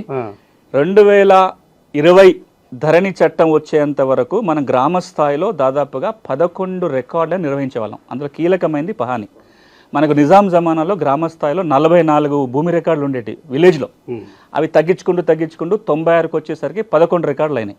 ఆ 11లో 3వ నెంబర్ రికార్డే పహాని. ధరణి రాగానే పహాని రాయటం ఆగిపోయింది, లేదు. దానివల్ల చాలా చిక్కులు వచ్చినాయి. మీలాంటి వాళ్ళు కూడా చాలా సందర్భాల్లో దాని గురించి మాట్లాడారు. పహాని ఉంటే అనువాదార కాలం ఉండేది, దాంట్లో వాళ్ళకి అనువాదార కలిసి ఒక ఆధారం దొరికేది, ఎవరు భూమి దున్నుకుంటున్న వివరాలు ఉండేవి. ఎప్పుడైతే పహాని ఆపేశారో ఈ భూమి దున్నుకున్న తరాలబడి భూమి దున్నుకుంటూ కూడా పట్టాకాలం ఎక్కని వాళ్ళందరికీ ఇబ్బందులు వచ్చినాయి. సో ఈ రోజున భూభారతి చట్టం ఏమంటుందంటే పహానీతో పాటు మరొక 3 గ్రామ రెవెన్యూ లెక్కలు మళ్ళీ రాయబోతున్నారు, మెయింటైన్ చేయబోతున్నారు. ఏంటవి? పహాని, మార్పుల రిజిస్టరు, ప్రభుత్వ భూముల రిజిస్టరు, ఇరిగేషన్ సోర్స్ రిజిస్టర్ అంటే నీటి వనరుల రిజిస్టర్. ఈ 4 వస్తాయి. వీటిని ఎట్లా రాస్తారంటే ఇంతకు మునుపులాగా మాన్యువల్గా రాసి కంప్యూటర్లో పెట్టడం కాదు, నిర్వహణ కంప్యూటర్లోనే జరుగుతుంది. అంటే ఇప్పుడు ఏదైతే ఆర్ఓ రికార్డు మనం మెయింటైన్ చేస్తాం, దీని ఆధారంగా గ్రామ రెవెన్యూ లెక్కలు తయారవుతాయి. అంటే ఇక్కడ గ్రామ లెక్కలు వస్తాయి, కానీ ఇంతకు మునుపు ఉన్న ఫ్రాడ్ జరిగే అవకాశం లేదు. ఒకప్పుడు మాన్యువల్ రికార్డు ఉండగానే రౌండ్ ఆఫ్ చేసి వేరే వాళ్ళ పేరు రాయటము, పేజీలు చింపెట్టము ఇట్లాంటివి కాకుండా రికార్డు ఉంటుంది, డిజిటల్ ఫామ్లో ఉంటుంది. కాబట్టి సేఫ్టీ ఉంటుంది, చేతి రాత పహాని మళ్ళీ రాదు. ఇంకొకటి ప్రధానమైంది, ఈ అనుభవదారు అదేవిధంగా కాస్తు సాగు, వాస్తవంగా సాగు చేసేవారు, ఇవన్నీ ఎట్లా ఇప్పుడు భూభారతి చట్టంలో మెయింటైన్ చేస్తారా? తెలంగాణలో ఈ అంశం మీదనే చాలా పెద్ద ఎత్తున చర్చ జరిగింది. ధరణి వచ్చిన తర్వాత ఒక పెద్ద ఇబ్బంది ఏమొచ్చిందంటే తెలంగాణ మీకు తెలియంది కాదు, తెలంగాణ నేపథ్యంలో చూస్తే కొంత లక్షల కుటుంబాలు భూమి దున్నుకుంటున్నారు, తరాలుగా వాళ్ళ చేతిలోనే ఉంది, కానీ ఎప్పుడు పట్టాకెక్కలేదు. వాళ్ళు అనుభవదారుగానే కొనసాగుతున్నారు. పహానీలో అనుభవదారు కాలంలో పేరు వచ్చింది. అది తెలంగాణ రైతాంగ సాయుధ పోరాటం ఫలితం కావచ్చు, నక్సల్బరీ ఉద్యమం ఫలితం కావచ్చు, లేదా భూస్వాములు ఊళ్ళకి వెళ్ళిపోయినప్పుడు కావచ్చు, లేదా తక్కువ ధరకు అమ్ముకొని పోయి చిన్న చిన్న రైతులు ఆ భూములు 30 ఏళ్ళు 40 ఏళ్ళు 50 ఏళ్ళు 60 ఏళ్ళుగా దున్నుకుంటున్నారు. కానీ వీళ్ళు పట్టా చేయించుకోలే, వాళ్ళ కాగితాలు కూడా లేకపోవచ్చు. వీళ్ళందరూ ఎక్కువ శాతం ఏమైంది, కేవలం అనుభవదారు కాలంలో పేరు వచ్చింది, పట్టా కాలంలో ఆ పాత పట్టాదారు పేర్లే కొనసాగింది. ధరణి ఎప్పుడైతే వచ్చిందో ఈ అనుభవదారు కాలం ఎగిరిపోయింది, పట్టా కాలంలో ఉన్నోడికి ధరణి పాస్ పుస్తకం వచ్చింది. ఈ కాస్త ఆధారం కూడా అనుభవదారులో ఉన్నవాడికి లేకుండా పోయింది. అందులో కొద్దిమంది సాదా బనవలు చేయించుకొని పట్టాలు తెచ్చుకొని ఉన్నారు. చాలా చోట్ల మనం తెలంగాణలో ఇప్పుడు ఏమింటున్నామంటే ఇంకా భూమి దున్నుకుంటున్నాము, కానీ ఎవరో ధరణి బుక్ తెచ్చుకొని రైతు భరోసా తెచ్చుకుంటున్నారు. వాళ్ళు భూమికి వచ్చే ప్రయత్నం చేస్తున్నారు, ఇంజక్షన్ ఆర్డర్లు తెచ్చుకుంటున్నారు, బలవంతంగా భూముల నుంచి తొలగించే ప్రయత్నం చేస్తున్నారు. వీళ్ళకి ఆధారం ఏంటి? ఎవరైతే ఈ రోజున భూమి యజమాని అయి ఉండి పట్టాకెక్కకుండా కాస్తు కాలంలో మాత్రమే ఉన్నారో వాళ్ళకు ఒక వెసులుబాటు దొరికే అవకాశం భూభారతి ఇస్తుంది. రేపు పొద్దున పహాని నిర్వహణ మళ్ళీ మొదలైతే అందులో వీళ్ళ వివరాలు రాసే అవకాశం ఉంటుంది. కొన్ని వేల మందికి యజమాని అయ్యుండి, మనమే ఆక్రమణదారుల గురించో బలవంతంగా లాక్కున్న వాళ్ళ గురించి మాట్లాడేట్లా, భూమి యజమాని అయి ఉండి పట్టాకాలంకి ఎక్కకుండా కేవలం అనుభవంలో మాత్రమే ఉన్న వాళ్ళకి ఈ భూభారతి యొక్క భరోసా ఇవ్వనుంది. ఓకే, మీరు చెప్పిన దాంట్లో రిలేటెడ్గానే భూమి ఉండి కూడా ధరణి అంటే కొత్తగా చట్టం ప్రకారం ఒక పాస్ పుస్తకం రాకుండా ఉన్నది ఇప్పుడు చాలామందికి, వారికి ఇప్పుడు వచ్చే అవకాశం ఉందా? తప్పకుండా. సెక్షన్ 4 సబ్సెక్షన్ 6 స్పష్టంగా ఏం చెప్తుందంటే ఎవరికైనా భూమి ఉండి, భూమి మీద హక్కులు ఉండి రికార్డుకి ఎక్కకుండా ఉన్న వాళ్ళు ఉంటారో ఈ సెక్షన్ 4 సబ్సెక్షన్ 6 కింద దరఖాస్తు పెట్టుకుంటే ఆర్డీఓ కానీ జిల్లా కలెక్టర్ కానీ ఎంక్వైరీ చేయాలి, నోటీసులు ఇవ్వాలి, ఫీల్డ్కి వెళ్ళి ఎంక్వైరీ చేసి మీరు భూమిలో ఉన్నమాట వాస్తవం, మీకు హక్కులు ఉన్నమాట నిర్ధారణ కనుక అయితే ఆర్ఓఆర్లు నమోదు చేయొచ్చు, వారికి పాస్ పుస్తకాలు జారీ చేయడానికి చట్టం అవకాశం కల్పిస్తుంది. ఇప్పుడు ఈ భూభారతి చట్టంలో భూమి క్రయ విక్రయాలు రిజిస్ట్రేషన్ విధానంలో కొత్తగా ఏమైనా మార్పులు తెచ్చారా? తెస్తే ఏంటివి? ఒక 3 కీలక మార్పులు వచ్చినాయి. వాటి గురించి మాట్లాడే ముందు ఇప్పుడు ఏం జరుగుతుందో చూద్దాం. ఈ రోజున మీరు తెలంగాణలో వ్యవసాయ భూమి కొనాలనుకుంటే ఇప్పుడు ఏం జరుగుతుంది అంటే భూభారతి రాకముందు ఏం జరిగేది, మీరు ఒక స్లాట్ బుక్ చేసుకోవాలి. ధరణి పోర్టల్కి వెళ్ళి కానీ ఈ సేవా సెంటర్కి వెళ్ళి తహసీల్దార్ దగ్గర డే టు టైం బుక్ చేసుకోవాలి. అది చేయాలంటే మీరు ఫీజు కట్టాలి. Stamp duty, registration fee, mutation fee కడితే మీకు ఒక డే టు టైం ఇస్తారు. ఆ రోజున మీరు అమ్మేవాళ్ళు కొనేవాళ్ళు తహసీల్దార్ ముందుకు వెళ్తే ఆయననే ఒక ఫార్మాట్ ఉంటుంది, రిజిస్టర్ డాక్యుమెంట్. ఆ డాక్యుమెంట్లో ఫిల్ చేసి ప్రింట్అవుట్ వచ్చేస్తుంది, రిజిస్ట్రేషన్ అయిపోతుంది. వెంటనే హక్కుల రికార్డులో మార్పు చేసి మ్యూటేషన్ జరిగిపోతుంది. కొత్త పాస్బుక్ జారీ చేయటమో, కొన్నాయన కనుక ఆల్రెడీ పాస్బుక్ ఉంటే దాంట్లో ఎంట్రీ చేసి ఇచ్చేస్తాడు. ఇది ప్రక్రియ. ఇప్పుడు భూభారతి వచ్చిన తర్వాత కూడా ఈ ప్రక్రియ కొనసాగుతుంది కొన్ని 3 మార్పులతోటి. అసెంబ్లీలో కూడా మీరు చర్చ జరిగినప్పుడు ప్రభుత్వం నుంచి ముఖ్యమంత్రి గారు కానీ రెవెన్యూ మంత్రి గారు ఏం చెప్పారు, ధరణిలో ఏదైనా కొద్దిగా మంచి ఉంది అంటే అది ఇదే. అంటే రిజిస్ట్రేషన్ జరగగానే మ్యూటేషన్ జరిగిపోయి చేతికి పుస్తకం వస్తుంది, మాకు ఎట్లాంటి బేషజాలు లేవు, మంచి ఉంటే కొనసాగిస్తామన్నారు. ఇది కొనసాగుతుంది. కానీ దీంట్లో 3 లోపాలు ఉన్నాయి. అది సరిదిద్దే ప్రయత్నం భూభారతిలో జరిగింది. ఒక లోపం ఏంటంటే, మీరు ధరణి చట్టం వచ్చేంత వరకు మీరు ఎప్పుడైనా రిజిస్ట్రేషన్ పోయినప్పుడు మీ దస్తావేజ్ మీరే రాసుకునేది. అలా అన్ని వివరాలు ఉండేటివి. దాని చరిత్ర కూడా రాసేటోళ్ళు. అమ్మటానికి ఎక్కడి నుంచి వచ్చింది, ఆయనకి ఇంకెక్కడి నుంచి వచ్చింది, దాని దారులు ఏంటి, ఇంకేమైనా ఇబ్బందులు ఉన్నాయి, అవన్నీ కూడా దస్తావేజులు ఉండేవి. ధరణికి వచ్చినాక ఏమైందంటే అది ఒక ఫార్మాట్కి వచ్చేసింది. అలా అమ్మిటైన కొనిటైన వివరాలు, భూమి వివరాలు తప్ప ఇంకేం చరిత్ర ఉండదు దాంట్లో. దీనివల్ల ఏమవుతుందంటే వివాదాలు వచ్చినప్పుడు పరిష్కారానికి చాలా ఇబ్బందులు వస్తున్నాయి. గౌరవ ముఖ్యమంత్రి గారు కూడా పలు సందర్భాల్లో దీని గురించి మాట్లాడారు. టైటిల్ వివాద పరిష్కారానికి ఇది ఒక చిక్కుగా మారింది, దీన్ని మార్చాలని. ఇప్పుడు భూభారతి చట్టం ఏమంటుందంటే, మీ దస్తావేజ్ మీరే రాసుకోవచ్చు. మీరు కావాలంటే ఫార్మాట్ వాడుకోవచ్చు, లేదా మీరు కావాలంటే మీ దస్తావేజ్ రాసుకొని వచ్చినా దాన్ని రిజిస్ట్రేషన్ చేయొచ్చు. ఇది ఒక మార్పు. రెండో మార్పు ఏంటంటే, ధరణి ఉన్నప్పుడు ఒక మ్యూటేషన్ జరిగిపోయింది, మీరు నాకు అమ్మారు, వెంటనే మ్యూటేషన్ అయిపోయింది. అసలు మీరు ఆల్రెడీ ఇంకొకరికి అమ్ముంటారు, ఆయన రిజిస్ట్రేషన్ చేసుకోలే, మీ పేరు కొనసాగి మీరు వచ్చి అమ్మేశారు.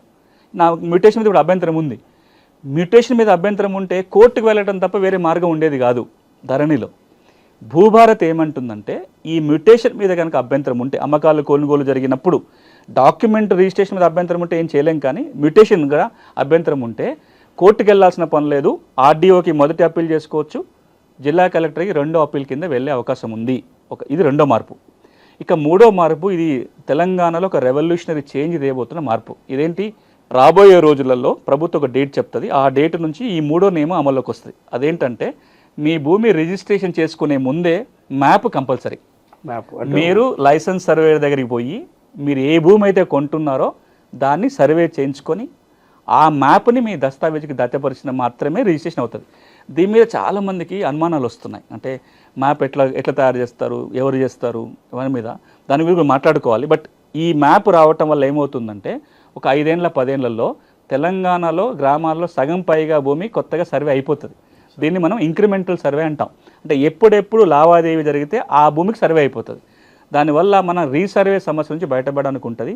ఇది మనం కొత్తగా చేయటం కాదు. కర్ణాటక రాష్ట్రంలో గడిచిన 16 సంవత్సరాలుగా ఈ మోడల్ అమలు జరుగుతుంది. మంచి ఫలితాలు వచ్చినాయి. నేను కర్ణాటక విజిట్కి పోయినప్పుడు, నేను కోదండరెడ్డి గారు అక్కడ ఉన్న ఇష్యూస్ను అర్థం చేసుకోవడానికి పోయినప్పుడు రెవెన్యూ మంత్రి గారు ఒక మాట అన్నారు. అక్కడ రెవెన్యూ మంత్రి గారు, నేను వారిని అడిగా, కర్ణాటక రాష్ట్రము కంప్యూటరీకరణ చాలా ముందు మొదలుపెట్టిన వాళ్ళు. 2004 నుంచి కంప్యూటరీకరణ జరుగుతుంది. కర్ణాటక రాష్ట్రంలో భూ రికార్డులు ఇంత బాగా ఉండటానికి ప్రధాన కారణం ఏంటి అని అడిగితే ఆయన ఒక మాట అన్నాడు. ఎవరు చేశారో ఎందుకు చేశారో తెలియదు. ఒక 16 ఏళ్ల కింద అప్పుడున్న అధికారి కావచ్చు, మంత్రి కావచ్చు, ఈ రిజిస్ట్రేషన్కి ముందు, మ్యూటేషన్కి ముందు మ్యాప్ కంపల్సరీ ఒక రూల్ పెట్టారు. దానివల్ల కర్ణాటకలో రికార్డ్ అంతా సెటరేట్ అయింది అని చెప్పారు. ఈ విషయం మన దగ్గర అధికారులతో చర్చిస్తే చాలామంది అధికారులు చెప్పిన మాట, అవును మనం ఎప్పుడో చేసి ఉండాల్సింది, కనీసం ఇప్పుడైనా ఆ రూల్ కనుక పెడితే ఇంకో 5 ఏళ్లలో 10 ఏళ్లలో మన రికార్డు చాలా వరకు ప్యూరిఫై అయిపోతుంది. అందరు దీన్ని ఆమోదించిండ్రు. ఆ రూల్ ఈ భూభారతిలో రాబోతుంది. క్రయ విక్రయాల వల్ల అంతా సర్వే జరుగుతుంది. ఇప్పుడు మీరు ఇళ్ల స్థలాలు కొనుక్కున్నప్పుడు దస్తావేజ్ లాస్ట్ పేజీలో ఒక రఫ్ మ్యాప్ ఉంటుంది. అది రఫ్ వేసుకున్న మ్యాప్. ఇదే మనం ఒక లైసెన్స్ సర్వేర్ పోయి జీపీఎస్ ఉంటుంది కాబట్టి లాంగిట్యూడ్, లాటిట్యూడ్స్, అక్షాంశాలు, రేఖాంశాలు ఫిక్స్ చేసి కనుక మ్యాప్ తయారు చేస్తే గెట్టు తగాదాలు, ఏది కొనం ఏది కొనం, డబుల్ రిజిస్ట్రేషన్స్, ఇవన్నీ కూడా మనం నిరోధించడానికి ఈ నియమం ఉపయోగపడుతుంది. ధరణి పార్ట్ బి సమస్యలు, అసలు చాలా సమస్యలు ఉన్నాయి. అసలు ధరణి పార్ట్ బి అంటే ఏంటి, ఈ సమస్యలకు ఈ భూభారతి చట్టం పరిష్కారం చూపుతుందా? పరీక్ష రాసేటప్పుడు గొట్టు ప్రశ్నలు ఉన్నాయి, తర్వాత రాస్తాను పక్కన పెట్టుకుని పార్ట్ బి ఈజీగా ఉన్నాయి, రాసేసినాం. గొట్టుకున్నాయి తర్వాత రాద్దామని కనీసం పరీక్ష టైం అయిపోయినప్పుడు అని రాయాలి కదా. కానీ ఇది పార్ట్ బి ఏంటంటే పరీక్ష టైం అయిపోయినా కూడా రాయటం మానేసినాయి. భూ రికార్డుల ప్రక్షాళన జరిగినప్పుడు 2017లో అన్ని క్లియర్గా ఉన్నాయన్నింటినీ ముందు రికార్డుకి ఎక్కిచ్చేశారు. 2017 LRUP ఏవైతే చిన్న చిన్న సమస్యలు ఉన్నాయనో, లేదా కొద్దిగా వెరిఫికేషన్ చేయాలనో, లేదా ఒక పలానా కాగితం లేదనో, ఈ తర్వాత చూద్దాని పక్కన పెట్టారు. ఇవి మళ్ళీ ఎక్కియొచ్చులే తర్వాత అని. అట్లా ఎక్కేయకుండా మిగిలిపోయినాయే పార్ట్ బి. తెలంగాణలో పార్ట్ బిలో 18 లక్షల ఎకరాల భూమి ఉంది. ఎందుకు పెట్టారు పార్ట్ బిలో అని మేము అంకెలు అడిగాం ధరణి కమిటీలో ఉన్నప్పుడు. 23 రకాల కారణాలతోటి పార్ట్ బిలో పెట్టారు. ఎట్లాంటి కొన్ని చిన్న కారణాలు అంటే మీరు ఆధార్ నెంబర్ ఇవ్వలేదని పార్ట్ బిలో పెట్టారు, ఆధార్ నెంబర్ మ్యాచ్ కావట్లేదని పార్ట్ బిలో పెట్టారు, కేసు ఉంటే పార్ట్ బిలో పెట్టారు, అట్లా రకరకాలుగా. ఇప్పుడు ఈ 18 లక్షల ఎకరాలు ఏమవుతుంది అంటే అంతకుముందు వాళ్ళకి పాస్బుక్ ఉండి ఉంటుంది 71 చట్టం కింద. ఓకే, పార్ట్ బిలో పెట్టడం వల్ల ధరణి బుక్ రాలేదు. ఎంతమంది ఉన్నారో ఒకసారి మీరు అంకెలలో చూస్తే, నిన్న మొన్న ప్రభుత్వం ఏర్పడిన తర్వాత మేము ఆచారంలో పైలట్ చేస్తే 10 గ్రామాలలోనే 2000 మందికి సమస్య ఉంటే 350 మంది పార్ట్ బి వాళ్ళే, అంటే పాత బుక్ ఉంది, కొత్త బుక్ రాలేదు. గత నెల ప్రభుత్వం ఈ 4 మండలాల్లో పైలట్ నిర్వహించి రెవెన్యూ సదస్సులు పెట్టి దరఖాస్తులు తీసుకుంటే దాదాపు 12,000 దరఖాస్తులు వచ్చినాయి. 3,500 మంది పార్ట్ బి, అంటే పాత పాస్బుక్ ఉంది, కొత్తది రాని వాళ్ళు. అంటే అంతమందికి పాత బుక్ ఉండి కొత్తది ఎందుకు రాలేదు అంటే పార్ట్ బిలో ఉన్నారు. ఇప్పుడు భూభారతి చట్టం ఏమంటుందంటే పార్ట్ బిలకు కూడా సెక్షన్ 4 కింద దరఖాస్తు పెట్టవచ్చు, ఆర్డీఓ కానీ కలెక్టర్ కానీ పరిష్కారం చేసి పాస్బుక్లు ఇవ్వచ్చు.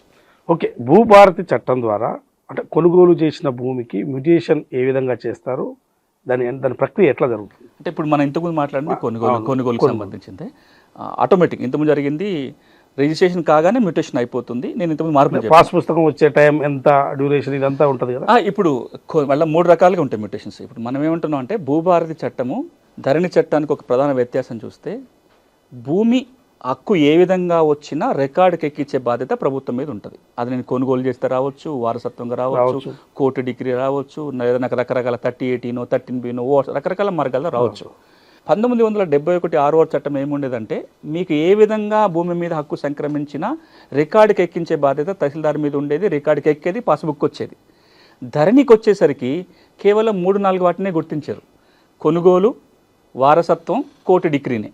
కానీ భూభారతి ఏమంటుందంటే ఒక వ్యక్తికి 18 రకాలుగా భూమి రావచ్చు అని లిస్ట్ చేసి, ఈ 18 రకాలుగా భూమి వస్తే ఏ విధంగా రికార్డుకి ఎక్కించాలి, ఏ విధంగా పాస్బుక్ ఇవ్వాలి అనేది 3 సెక్షన్లో విడగొట్టి పెట్టడం జరిగింది. Section 5, section 7, section 8. మనం ఇంతకుముందు మాట్లాడుకున్నది సెక్షన్ 5. కొనుగోలు ద్వారా కనుక భూమి వస్తే ఎట్లా మ్యూటేషన్ జరుగుతుందని మనం ఇంతకుముందు మాట్లాడాం. ఇక మిగతా అంశాలన్నీ కూడా సెక్షన్ 7లో, సెక్షన్ 8లో ఉంటాయి. సెక్షన్ 7 అనేది వారసత్వంగా వస్తే ఏం చేయాలనేది దాంట్లో చెప్తాను జరుగుతుంది. సెక్షన్ 8 అనేది ఇతర పద్ధతుల్లో భూమి వస్తే మ్యూటేషన్ ఎట్లా అనేది దాంట్లో ఉంటుంది. కొనుగోలు చేసినప్పుడు మాత్రం వెంటనే జరిగిపోతుంది. రిజిస్ట్రేషన్ జరగగానే మ్యూటేషన్ జరిగిపోతే టైం గ్యాప్ ఏదీ లేదు. మీ డాక్యుమెంట్ దస్తావేజు రిజిస్ట్రేషన్ అయిపోతుంది, వెంటనే మ్యూటేషన్ అయ్యి మీ చేతికి పాస్బుక్ వస్తుంది. వారసత్వంగా భూమి వస్తే ఆ భూమిని ఎట్లా అంటే పట్టా పొందాలి, ఎట్లా పాస్ పుస్తకం పొందాలి? ఇది కూడా ధరణి చాలా సమస్యలు సృష్టించింది. మీకు వారసత్వంగా భూమి వస్తే అంటే పట్టదారు చనిపోతే భూమి రావచ్చు, లేదా పట్టదారు వీలునామా రాసిపోతే వీలునామా ద్వారా భూమి రావాలి. ఇట్లా ఏ పద్ధతిలో వచ్చినా ధరణి చట్టం ఏమంటుండేనంటే వారసులు ఒక స్టేట్మెంట్, జాయింట్ స్టేట్మెంట్ రాసుకొని ఎకరానికి 2,500 మ్యూటేషన్ ఫీ కడితే డేటు టైం వస్తుంది. ఆ రోజున తహసీల్దార్ దగ్గరికి పోతే తహసీల్దారు మ్యూటేషన్ చేసేస్తాడు రికార్డు చూసుకొని. విచారణ చేసే అధికారం తహసీల్దార్కి లేదు. దీనివల్ల రాష్ట్ర వ్యాప్తంగా చాలా చిక్కులు వచ్చినాయి. ఉదాహరణకి ఓ పట్టదారు చనిపోయిండు, ఆయనకు 4 పిల్లలు ఉన్నారు, 2 ఊళ్ళో ఉంటున్నారు, 2 హైదరాబాద్లోనో దుబాయ్లోనో ఉన్నారు. ఈ ఊళ్ళో ఉన్న 2 మేమే వారసులమని చెప్పి ఓ స్టేట్మెంట్ రాసుకొని పోయి మాకు చెరిగి సగం వాటాను రాసుకొని పోతే కూడా మ్యూటేషన్ అయిపోయింది. ఎందుకంటే వారసులు ఎవరో ఎంక్వైరీ చేసే అధికారం తహసీల్దార్కి లేదు కాబట్టి. ఇట్లాంటి చిక్కులు రాకుండా ఉండాలి అంటే వారసుల వీళ్ళేనా, వీళ్ళ వారసుల మధ్యలో ఉన్న వివాదం ఉందా, ఆడపిల్లలు కూడా వాళ్ళకి హక్కు ఉంటుంది, అది కూడా విచారణ జరగాలి.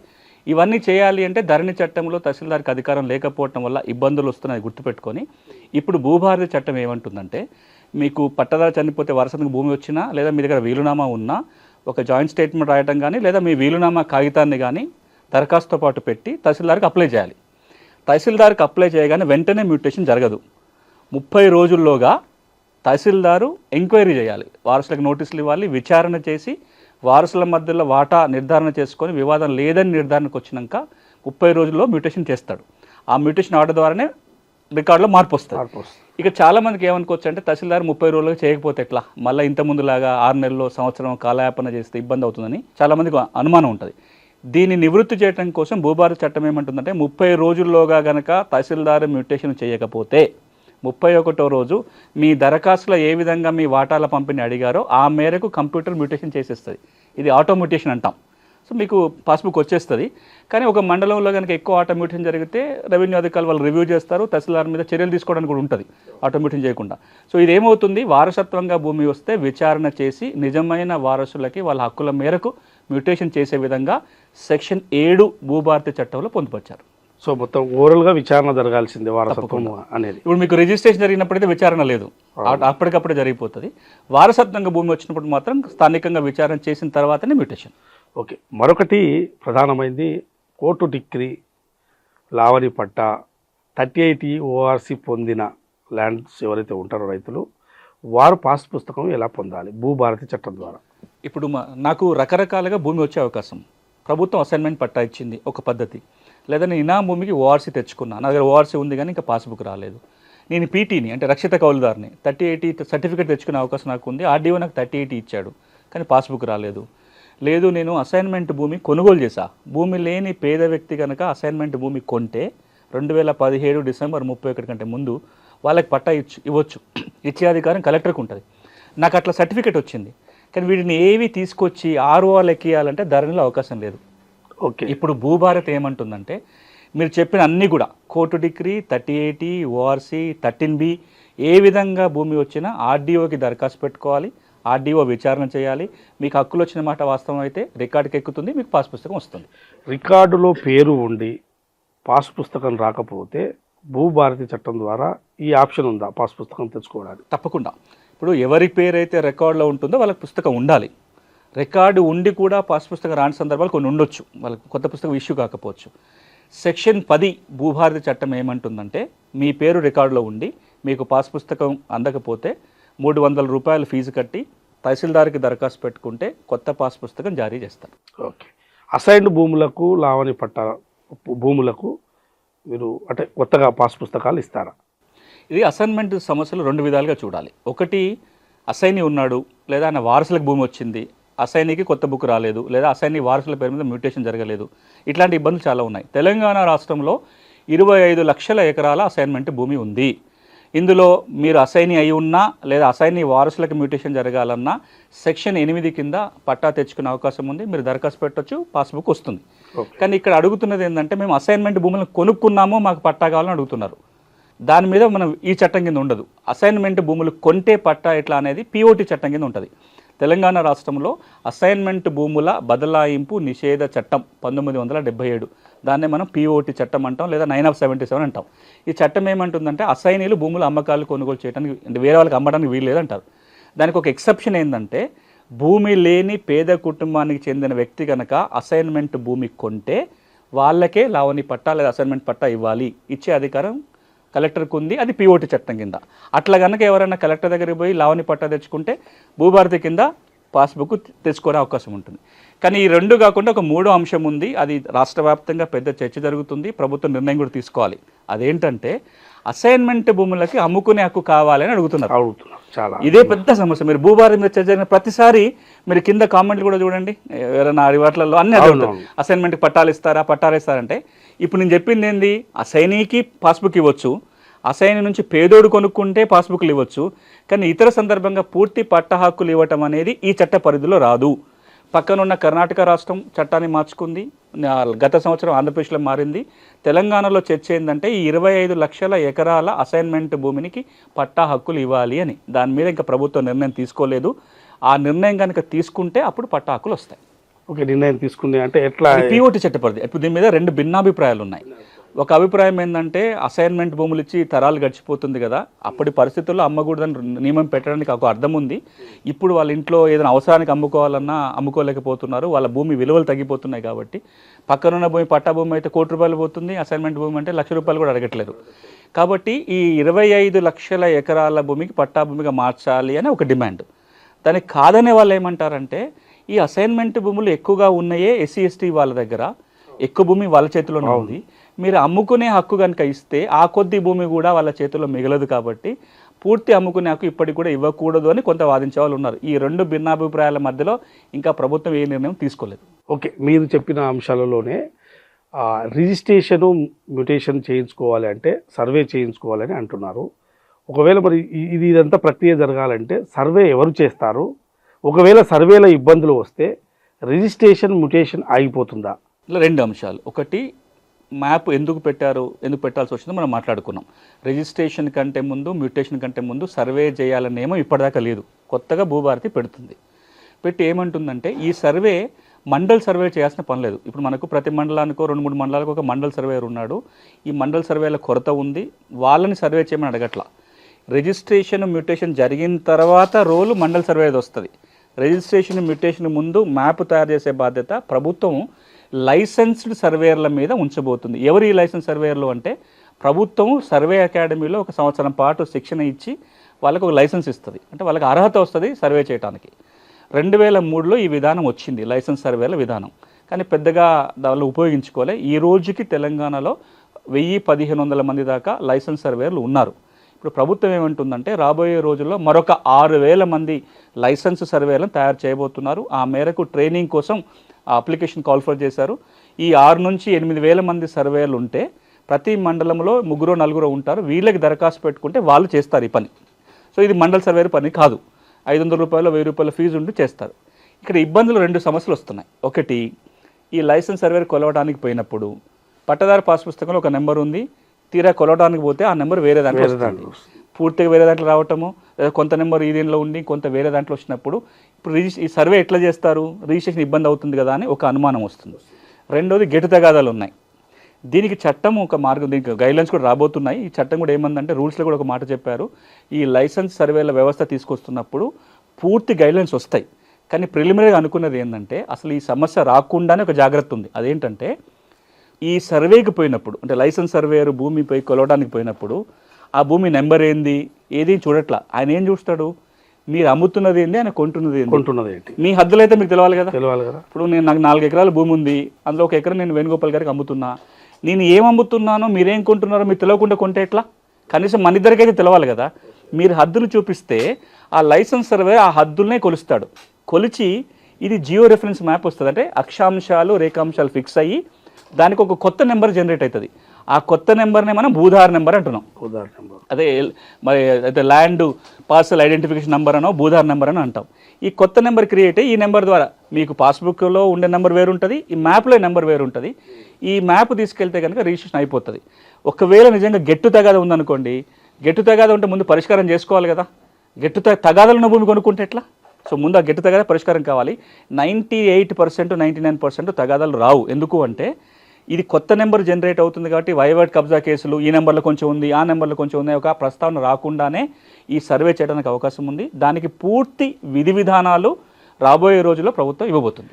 ఇప్పుడు అంటే ఈ ధరణిలో ప్రతి భూ కమతానికి సర్వే సబ్ డివిజన్ ఉంటుంది. ఆ స్థానంలో భూ ఆధారం ఇస్తానంటున్నారు. ఇస్తే ఎలా, దీని ప్రక్రియ ఎలా చేస్తారు?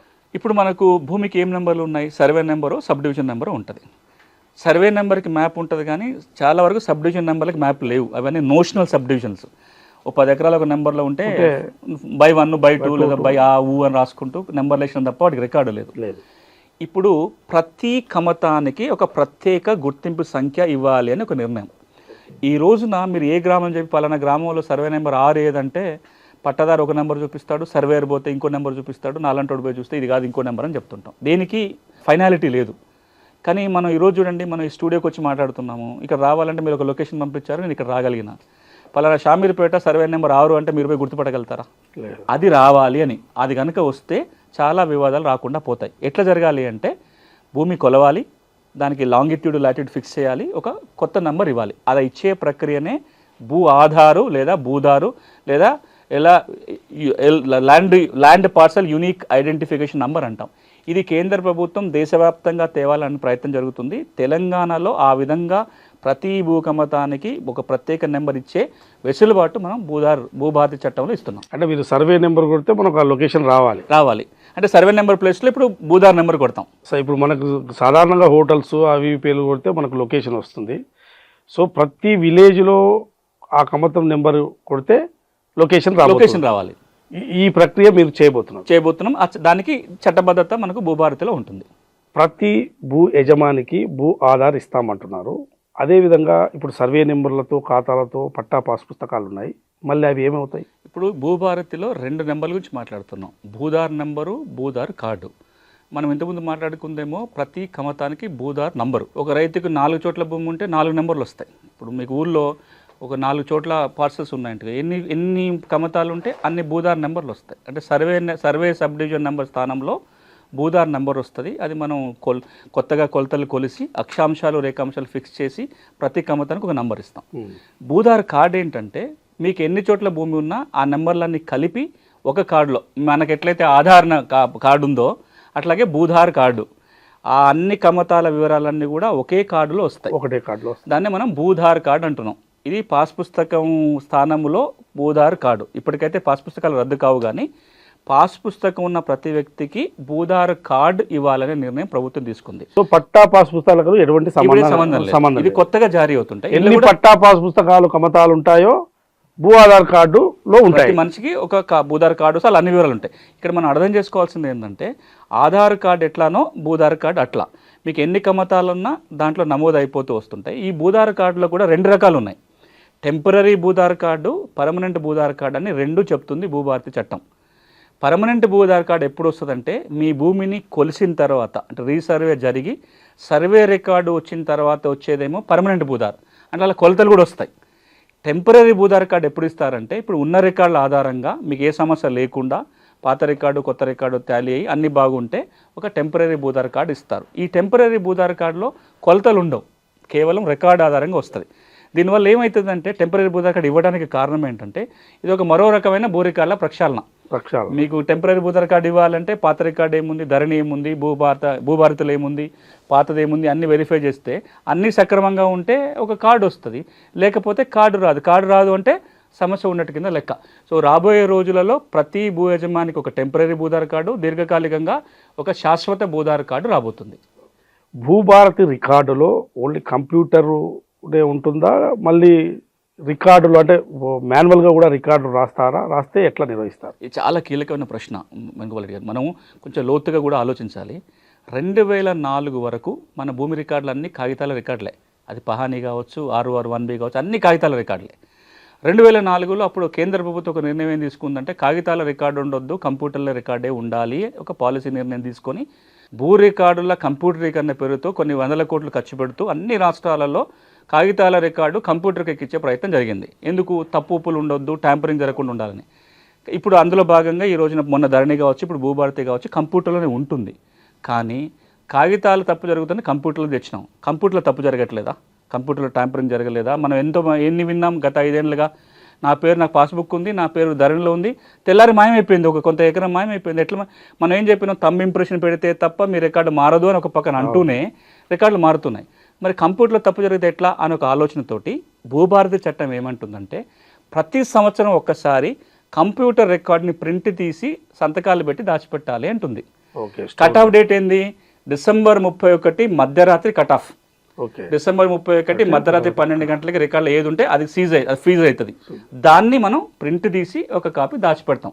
కానీ ఈరోజు కొంతమందికి అపోహలు ఏమొస్తున్నాయంటే మళ్ళీ కాగితాల మీద రికార్డు రాస్తారట, మళ్ళీ దీన్ని కంప్యూటర్లు పెడతారట, మళ్ళీ కాగితాలు రాసినప్పుడు మళ్ళీ గ్రామ పాలనాధికారులు రాబోతున్నారు, వీళ్ళు మళ్ళీ రాస్తారు. ఇది తప్పు, ఇది ఒక అపోహ మాత్రమే. కంప్యూటర్లో ఉన్న రికార్డు ప్రింట్ తీసి సంవత్సరానికి ఒకసారి దాచి పెడతారు తప్ప కాగితాల మీద రికార్డు మళ్ళీ రాసి కంప్యూటర్లు పెట్టే వ్యవస్థ రాదు. భూభారతిలో భాగంగా కొత్తగా రాబోతున్న గ్రామ పాలన అధికారుల పాత్ర ఎట్లా ఉండబోతుంది? మనము ఒక 10 ఏళ్ల క్రితము తెలంగాణ రాష్ట్రం ఏర్పడుతున్నప్పుడు మీరందరికీ తెలుసు, భూ కార్వాన్ పేరుతోటి రాష్ట్రమంత్రి తిరిగి ప్రజలను అడిగినాం. కొత్త రాష్ట్రం ఏర్పడుతుంది, కొత్త ప్రభుత్వం రాబోతుంది కదా, భూములకు సంబంధించి ఏం చేస్తే బాగుంటుందని అడిగితే ఒక 10 అంశాలు చెప్పారు.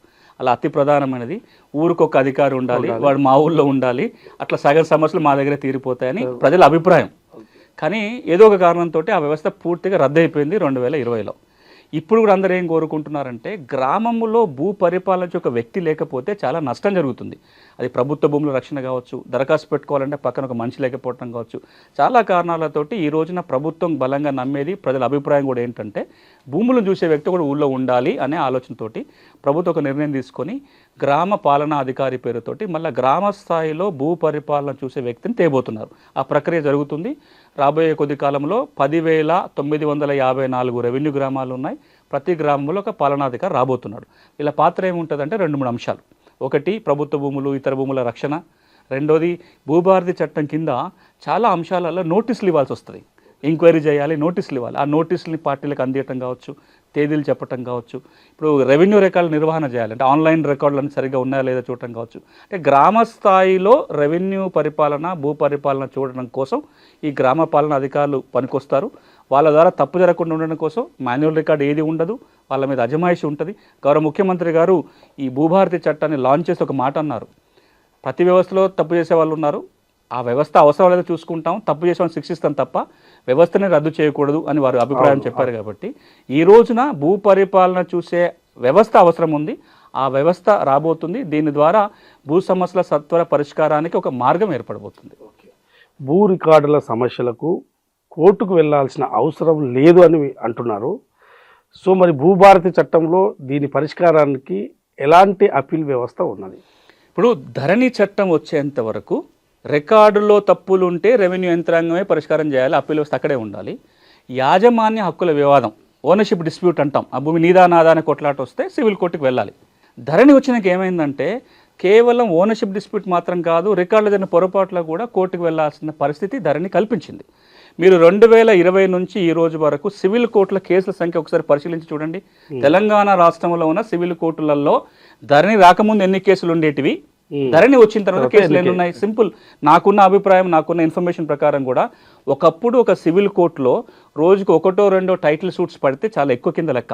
యాజమాన్య హక్కుల వివాదం ఉండే కేసులు ఒక 1-2 ఇంజక్షన్ సూట్లు పడితే 10 మించి కాదు. ఈ రోజున మీరు ఏ సివిల్ కోర్టుకు పోయినా రోజు 5-10 టైటిల్ సూట్స్ పడుతున్నాయి. ఎందుకు పడుతున్నాయంటే నా రికార్డులో స్పెల్లింగ్ మిస్టేక్ తప్పు ఉందని, నా సర్వే నెంబర్ మాయమైందని, నా భూమి వేరే వాడి పేరుతో ఎక్కించిందని, ఇట్లాంటి డిస్ప్యూట్స్ అన్నీ కూడా సివిల్ కోర్టుకు వస్తున్నాయి.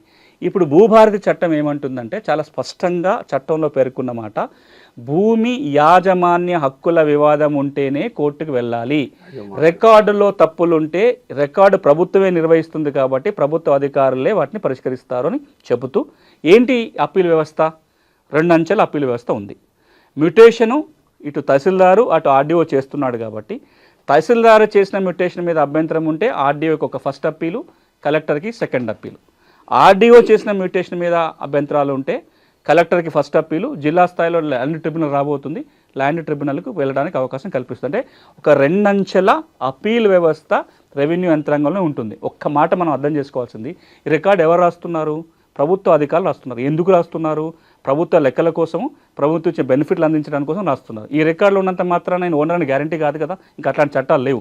మరి రికార్డు రాసే అధికారి తప్పు చేస్తే తప్పుల సవరణకు కోర్టుకు పంపడం సరైనది కాదు అని ప్రభుత్వం భావిస్తుంది. కాబట్టి ఇందులోనే ఒక 2 అంచెల అప్పీల్ వ్యవస్థ సెక్షన్ 15 ద్వారా పొందుపరచడం జరిగింది. ఓకే, ఇప్పుడు మీరు అంటున్న అంటే భూమికి సంబంధించి ఒక సమస్యల పరిష్కారానికి ట్రిబ్యునల్ ఏర్పాటు చేస్తారా, లేకుంటే ఎట్లా ఈ ట్రిబ్యునల్ ఏర్పాటు చేస్తే ఎలా చేస్తారు? ఈ ట్రిబ్యునల్ ఎలాంటి సమస్యలు పరిష్కరిస్తుంది? భూమి ట్రిబ్యునల్ ఏర్పాటు చేయాలని సెక్షన్ 14 చెప్తుంది భూభారతి చట్టంలోని. ఆ ప్రభుత్వ ఆలోచన ఏంటంటే కింద స్థాయిలో రెవెన్యూ అధికారులు తీసుకున్న తీర్పుల మీద ఇటు సివిల్ కోర్టుకో మళ్ళీ హైకోర్టుకో వెళ్ళి కోర్టులలో భారం పెంచడం కాకుండా జిల్లా స్థాయిలో, అది ఉమ్మడి జిల్లా కేంద్రంగా కావచ్చు లేదా ఇప్పుడున్న చిన్న జిల్లా కేంద్రంలో కావచ్చు, అవసరాన్ని బట్టి జిల్లా స్థాయిలో ట్రిబ్యునల్ ఏర్పాటు చేయాలనే నిర్ణయం ప్రభుత్వం తీసుకుంది. సెక్షన్ 14 కూడా అదే చెప్తుంది. ఎవరైతే జిల్లా కలెక్టర్లు తీర్పులు ఇస్తారో దాని మీద అప్పీలు వెళ్ళటం కోసం జిల్లా స్థాయి ట్రిబ్యునల్ ఏర్పాటు. ఇప్పుడు ప్రభుత్వం చెప్పిన అంశం ఏంటంటే రాబోయే 3-4 నెలల్లో కేసు లోడును చూసి, అంటే ఏ జిల్లాలో ఎక్కువ కేసులు ఉన్నాయి తక్కువ ఉన్నాయి దాన్ని బట్టి వీలైతే ప్రతి ఉమ్మడి జిల్లా కేంద్రంలో ఒక ట్రిబ్యునల్ పెట్టడం కానీ, లేదా మొత్తం తెలంగాణలో ఒక 4-5 చోట్ల ల్యాండ్ ట్రిబ్యునల్ని ఏర్పాటు చేస్తామని గౌరవ ముఖ్యమంత్రి గారు ప్రకటించారు, రెవెన్యూ మంత్రి ప్రకటించారు. ఈ ట్రిబ్యునల్ ఏర్పాటు జరుగుతుంది. అందులో ఎవరు ఉండాలి? రెవెన్యూ అధికారులు ఉండాలా, జ్యుడిషియల్ ఆఫీసర్లు ఉండాలా, లేకపోతే వర్కింగ్ ఉండాలా, రిటైర్డ్ ఉండాలా, ఇవన్నీ కూడా ఇంకా ప్రభుత్వం నిర్ణయం తీసుకోలేదు. రాబోయే రోజుల్లో ఒక నిర్ణయం తీసుకొని ఆ కాంపోజిషన్ ఎట్లా ఉండాలి అనేది వస్తుంది. ఒక్కసారి భూమి ట్రిబ్యునల్ కనుక ఏర్పాటైతే జిల్లా కలెక్టర్లు ఇచ్చే తీర్పుల మీద ల్యాండ్ ట్రిబ్యునల్ అప్పీలు పోతానికి ఒక అవకాశం ఏర్పడుతుంది. రికార్డులను ట్యాంపర్ చేసి తప్పుడు ఉత్తర్వులు ఇచ్చి ఇట్లాంటి మార్పులు చేర్పులు చేసి ఈ అధికారులను ఎట్లా శిక్షిస్తారు ఈ భూభారతి చట్టంలో? సెక్షన్ 19, సెక్షన్ 20 భూభారతి 2 కీలకమైన సెక్షన్స్ మీరు అడిగిన దానికి. ఒక పక్కన ఎవరైతే అధికారులు బోనఫైడ్ ఇంటెన్షన్ తోటి తీర్పులు ఇస్తారో వాళ్ళ మీద యాక్షన్ తీసుకోకూడదు ఒక మాట చెప్తూ రక్షణ కల్పిస్తూ, ఎందుకంటే రెవెన్యూ అధికారులు వాళ్ళ ఒక క్వాసీ జ్యుడిషియల్ అథారిటీగా కొన్ని తీర్పులు ఇస్తారు కాబట్టి మంచి చేసి సదుద్దేశంతో ఇచ్చిన తీర్పుల మీద మన ప్రభుత్వం రక్షణ కల్పించాలి. రక్షణ సెక్షన్ 19లో కల్పిస్తారు. కానీ ఎవరైనా మీరు అన్నట్టుగా ఫ్రాడ్ చేసి రికార్డ్ ట్యాంపర్ చేయటము, మోసపూరితంగా ఉత్తర్వులు ఇచ్చి రికార్డులు మార్చేవాడుకో పట్టాలు చేయటం ఇలాంటివి కనుక జరిగితే సెక్షన్ 20 కింద వాళ్ళని ఉద్యోగం నుంచి తొలగించవచ్చు, సస్పెండ్ చేయొచ్చు, క్రిమినల్ యాక్షన్ తీసుకోవచ్చు, ఆ రికార్డ్ని సరి చేయొచ్చు. ఒకవేళ భూమి వేరే వాళ్ళకి స్వాధీనంలో పోతే తిరిగి అప్పగించే అధికారం కూడా సెక్షన్ 20 కింద సుపీరియర్ ఆఫీసర్స్కి ఉంటుంది. ఇది ఒక మంచి ప్రొవిజన్ కూడా. అంటే ఒక పక్కన మంచి చేసే అధికారం రెవెన్యూ యంత్రాంగానికి ఇస్తూనే తప్పు జరిగితే కనుక చర్య తీసుకునే పవర్ కూడా ప్రభుత్వం దగ్గర ఉంది. ప్రభుత్వ భూములను అంటే మోసపూరితంగా పట్టాలు పొందితే వీటిని రద్దు చేసే విధానం ఉందా భూభారతి చట్టంలో? ఇది కొత్తగా దీంట్లో తీసుకురావడం జరిగింది. మనం ఈ మధ్యలో ఏం తింటున్నామంటే ప్రభుత్వ భూములకు పట్టాలు చేసుకున్నారని భూదాన భూములు, వక్ఫ్ భూములు, ఎండోన్మెంట్ భూములు, అటవీ భూములను కూడా క్లాసిఫికేషన్స్ మార్చుకొని తప్పుడు రికార్డు సృష్టించుకొని పాస్ పుస్తకాలు పొందిన సందర్భం మనకు చాలా మన దృష్టికి వస్తున్నాయి. సెక్షన్ 16 భూభారతి చట్టం ఏం చెప్తుందంటే ఇట్లా కనుక జరిగితే ఎవరన్నా ఈ ప్రభుత్వ భూమి కానీ, భూదాన్ కానీ, వక్ఫ్ కానీ, ఎండోన్మెంట్ కానీ, ఫారెస్ట్ భూములకి తప్పుగా కనుక పట్టాలు పొందితే ఈ ప్రపంచంలో ఎవరైనా సరే కంప్లైంట్ ఇవ్వచ్చు. భూభారతి పోర్టల్లో ఒక ఆప్షన్ ఉంటుంది. ఆ కంప్లైంట్ రేజ్ చేస్తే CCLA భూ పరిపాలన ప్రధాన కమిషన్కి అధికారం ఉంటుంది. వారు ఆ కంప్లైంట్ మీద యాక్షన్ తీసుకొని చర్య తీసుకోవచ్చు, రికార్డ్ సరి చేయొచ్చు, భూమిని తిరిగి స్వాధీనపరచుకునే అధికారం CCLAకు ఉంటుంది. అప్లికేషన్ వచ్చినా చేయొచ్చు, లేదా CCLA తనంతట తానుగా సోమోటో అంటాం, తనంతట తాను కూడా కేసు నమోదు చేసుకొని చర్య తీసుకోవడానికి సెక్షన్ 16 అవకాశం కల్పిస్తుంది. ఈ భూ సమస్యల పరిష్కారానికి అతను ఆర్థికంగా లేకపోవడము లేకుంటే ఇతర కారణాల వల్లనో అతను ఈ పరిష్కార మార్గం పొందలేని పరిస్థితి ఉంటుంది. వారికి ప్రభుత్వము ఎలాంటి సాయం అందించి పరిష్కార మార్గం చూపే అంశము ఈ భూభారతిలో చట్టంలో ఉందా? ఇప్పుడు భారతదేశం సుప్రీంకోర్టు ప్రకటన చెప్పిందంటే అన్యాయం గురైన వాడు న్యాయం పొందాలంటే వారికి ఉచిత న్యాయ సాయం ఇవ్వాలి. అట్లా పొందటం అనేది ప్రాథమిక హక్కు అని తీర్పిచ్చింది. నాకు డబ్బులు లేకనో ఇంకో కారణంతో నా అప్పీలే వేసుకోలేని పరిస్థితి ఉంది నాకు. అట్లాంటి పరిస్థితుల్లో వాళ్ళకి ఉచిత న్యాయ సహాయం అందించే బాధ్యత ప్రభుత్వం మీద ఉంటుంది. ఆయన ప్రాథమిక హక్కు. దురదృష్టం ఏంటంటే ఇన్నేళ్లుగా భూమి సమస్యలు ఉన్న వాళ్ళకి ఉచిత న్యాయ సాయం దక్కట్లేదు. నాకు సమస్య ఉంది, నేను ఆర్డీఓ దగ్గర, కలెక్టర్ దగ్గర అప్పీల్ వేసుకోవాలి, లేదా నేను సివిల్ కోర్టుకు పోవాలి, లేదా నాకు ఏమైనా ఒక సలహా కావాలి, నాకు ఎవడో అప్లికేషన్ రాసి పెట్టేటోడు కావాలి. ఇట్లాంటి ఏమీ దక్కకపోవటం వల్ల ఇబ్బంది పడుతున్న నేపథ్యంలో దేశంలోనే మొట్టమొదటిసారిగా ఒక భూమి చట్టములో పేద రైతులకు కానీ, ఎస్సీలకు కానీ, ఎస్టీలకు కానీ, మహిళలకు కానీ ఉచిత న్యాయ సహాయం అందించాలి అని నియమం పెట్టిన చట్టం ఏదైనా ఉంది అంటే భూభారతి చట్టం. దీంట్లో స్పష్టంగా ఏం పేర్కొన్నారు, ఇప్పుడు నేను చెప్పిన వర్గాలు ఎవరైనా కానీ, ఎస్సీలు, ఎస్టీలు, మహిళలు, పేద కుటుంబాల వాళ్ళు ఎవరైనా సరే అప్పీలు వెళ్ళలేకపోయినా లేదా వాళ్ళకి సలహాలు కావాల్సి వచ్చినా రెవెన్యూ అధికారే ఉచిత న్యాయ సహాయం అందించాలి. ఎట్లా అందించాలి అంటే, ఒకటి, ఈ ఉచిత సాయం అందించడానికి ఒక వ్యవస్థ ఉంది, లీగల్ సర్వీస్ అథారిటీ అని. వాళ్ళ కోఆర్డినేషన్ ద్వారా లీగల్ ఎయిడ్ ఇప్పించాలి. లేదా ఈ ఉమ్మడి ఆంధ్రప్రదేశ్ రాష్ట్రంలో దేశంలో ఎక్కడా లేనట్టుగా పారాలీగల్ వ్యవస్థ తీసుకొచ్చి ప్రతి జిల్లాలో భూమి కేంద్రాలు పెట్టి ఉచిత సాయం అందించే ఏర్పాటు DRDAలో ఉండే సెర్పు సంస్థ ద్వారా, వాళ్ళ ద్వారానైనా సరే ఉచిత న్యాయ సాయం అందించాలి. ఒక్క మాటలో చట్టం మంచిగా ఉంది, నియమాలు ఉన్నాయి, అప్పీల్ వ్యవస్థ ఉంది, దాన్ని వినియోగించుకోలేని పరిస్థితులు ఉన్న వాళ్ళకి సహాయం చేసే బాధ్యత కూడా ఈ రోజున రెవెన్యూ శాఖ మీద ఉంది. సో ధరణి పోయి భూభారతి చట్టం రావడం వల్ల జరిగే కీలక మార్పులు ఏంటి? చాలామంది అనుకున్నారు 18 సెక్షన్లు 22 సెక్షన్లు అయినాయి, ఒక కలర్లో ఉన్న వెబ్సైట్ ఇంకో కలర్ మారింది అనుకుంటున్నారు. అది మీకు బయట కనపడే మార్పు. కానీ నిజంగా రైతుల జీవితాలలో సంపూర్ణ మార్పు, వాళ్ళ భూమి హక్కుల రక్షణకు ఇందులో నియమాలు ఉన్నాయి. ఒక్క మాటలో చెప్పాలంటే, మీకు తెలంగాణలో భూమి ఉండి పాస్ పుస్తకం రాకపోతే ఈ చట్టం పాస్ పుస్తకం ఇప్పిస్తుంది. మీకు తెలంగాణలో భూమి ఉండి పాస్ పుస్తకం ఉంది కానీ తప్పులు ఉన్నాయంటే ఈ చట్టం మీ పుస్తకంలో ఉన్న తప్పుల్ని సవరించడానికి అవకాశం కల్పిస్తుంది. మీ తప్పుల సవరణకు మీ పుస్తకం తెచ్చుకోవడానికి కోర్టుల చుట్టూ తిరగకుండా రెవెన్యూ యంత్రాంగమే ఆ పని చేసే అవకాశం ఈ చట్టం కల్పిస్తుంది. మీరే దరఖాస్తు పెట్టాల్సిన పని లేదు. ప్రభుత్వం రెవెన్యూ సదస్సుల పేరుతోటో మరో కార్యక్రమం పేరుతోటో రెవెన్యూ అధికారులే గ్రామాలకు పోయి మళ్ళీ సమస్యల పరిష్కారం చేసే ఒక వెసులుబాటు ఈ చట్టం ఇస్తుంది. రెవెన్యూ అధికారులు గ్రామాలకు వెళ్ళటం మానేసి చాలా కాలమైంది. గడిచిన 10 ఏళ్ళుగా చూస్తే ఒకే ఒక్కసారి రెవెన్యూ యంత్రాంగం గ్రామానికి వెళ్ళింది. 2017లో భూరికాల ప్రక్షాళన చేసినప్పుడు తప్ప 2014 నుంచి 2025 11 ఏళ్ల కాలంలో రెవెన్యూ సిబ్బంది గ్రామాలకు పోయింది ఎక్కడ? అంతకంటే ముందు సంవత్సరానికి ఒకసారి ఏదో ఒక కార్యక్రమంతో రెవెన్యూ సిబ్బంది గ్రామాలకు పోయేది. ఈ చట్టం ద్వారా రెవెన్యూ అధికారులు గ్రామాలకు పోతారు, పరిష్కారం చేస్తారు. అన్నిటికంటే కీలకం, ఒకప్పుడు అంటే ఈ చట్టాలు గోలా కాగితాలు లేనప్పుడు 100 ఏళ్ళు వెనక్కో 150 ఏళ్ళు పోతే మీకు భూమి ఉందా, దున్నుకున్నారా, సంతోషం, మీ భూమి ఎడిగిపోతే మీరే యజమాని. ఆ తర్వాత మీ చేతిలో శిస్తు కాగితం ఉంటే మీకు భూమి ఉన్నట్టు. ఈ రోజున ఎట్లాంటి పరిస్థితి అంటే మీరు ఆర్ఓఆర్లో ఉంటేనే మీకు భూమి ఉన్నట్టు. నిజంగా భూమి ఉండి కూడా ఆర్ఓఆర్లో లేకపోతే మీకు ఏ బెనిఫిట్లు రావు.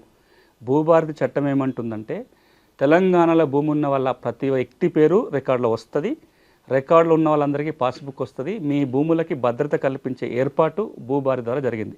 కానీ ఇక్కడ ఒకటి అర్థం చేసుకోవాలి మనం, వీటన్నిటికీ చట్టం వచ్చింది. చట్టం అమలు చేయడం కోసం యంత్రాంగాన్ని సంసిద్ధత చేస్తుంది ప్రభుత్వం.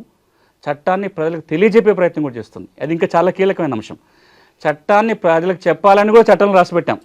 ఎందుకంటే చట్టం ప్రజలకు తెలియకపోతే వాడుకోకపోతే ఇబ్బంది అవుతుంది. ఇప్పుడు జరగాల్సిన ప్రక్రియ ఏంటంటే ఈ చట్టాన్ని రెవెన్యూ యంత్రాంగం పకడ్బందీగా అమలు చేయటం ఒక పక్కన, రైతులు దీన్ని వాడుకోవటం మొదలు పెట్టాలి. ఇప్పుడు నా పొలం దూరం నుంచి ఒక కాలువ పోతుంది, నీళ్ళ కాలువ పోతుంది. ఆ కాలువలో నీళ్ళు నా పొలానికి రావాలంటే నేను ఒక పైప్ వేసుకోవాలి, నా పొలం కాలువ దవ్వుకోవాలి. ఆ నీళ్ళు ఆటోమేటిక్గా నా పొలానికి రావు. భూభారతి చట్టం కూడా చట్టం వచ్చింది, ప్రభుత్వం కృషి చేస్తుంది, మంచి నియమాలు దీంట్లో ఉన్నాయి.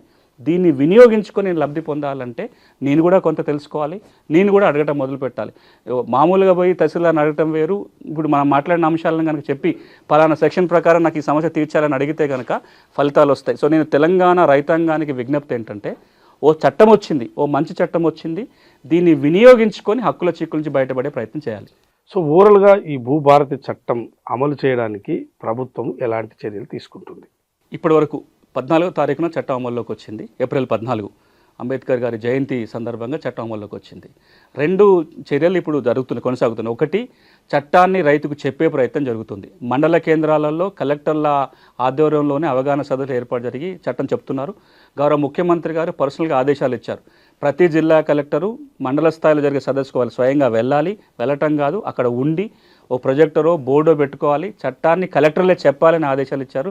మీరు చూశారు, ఒక 15 రోజుల పాటు మండల కేంద్రాలలో కలెక్టర్లే పోయి చట్టాన్ని చెప్పే ప్రయత్నం చేశారు.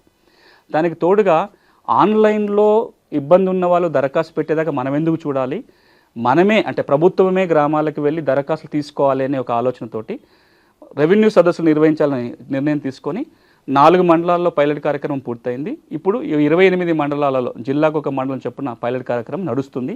ఈ 32 మండలాలలో రెవెన్యూ సదస్సులు నిర్వహించి సమస్యలు ఉన్న వాళ్ళ దగ్గర నుంచి ప్రభుత్వం ఒక దరఖాస్తు తీసుకుంటుంది. దానికి ఒక నమూనా తయారైంది. అది యాచారం మండలంలో టెస్ట్ చేసిన ఒక నమూనానే ఇప్పుడు రాష్ట్రమంతటా ఉపయోగించడం జరుగుతుంది. 2 పేజీలు ఉంటుంది, సింపుల్ అప్లికేషన్ ఫామ్. మీరు మీ వివరాలు, ఫోన్ నెంబర్ నింపి మీకు ఏ రకమైన సమస్య ఉందో టిక్ పెడితే చాలు, కాగితాలు ఉంటే రెవెన్యూ అధికారులు పరిష్కారం చేస్తారు. ఇక జూన్ 2 నుంచి ఆగస్టు 15 వరకు రాష్ట్రంలో ఉన్న అన్ని రెవెన్యూ గ్రామాలలో రెవెన్యూ సదస్సులు జరగబోతున్నాయి. అక్కడ ఉన్న రైతులు అప్లికేషన్ పెట్టుకుంటే రెవెన్యూ సిబ్బంది గ్రామంలోనే పరిష్కారం చేయబోతున్నారు. ఇది ప్రభుత్వం తీసుకున్న ఒక యాక్షన్ ప్లాన్. ఈ భూభారతి చట్టాన్ని రైతుకు చుట్టమయ్యేలాగా చేసే ఒక ప్రయత్నం.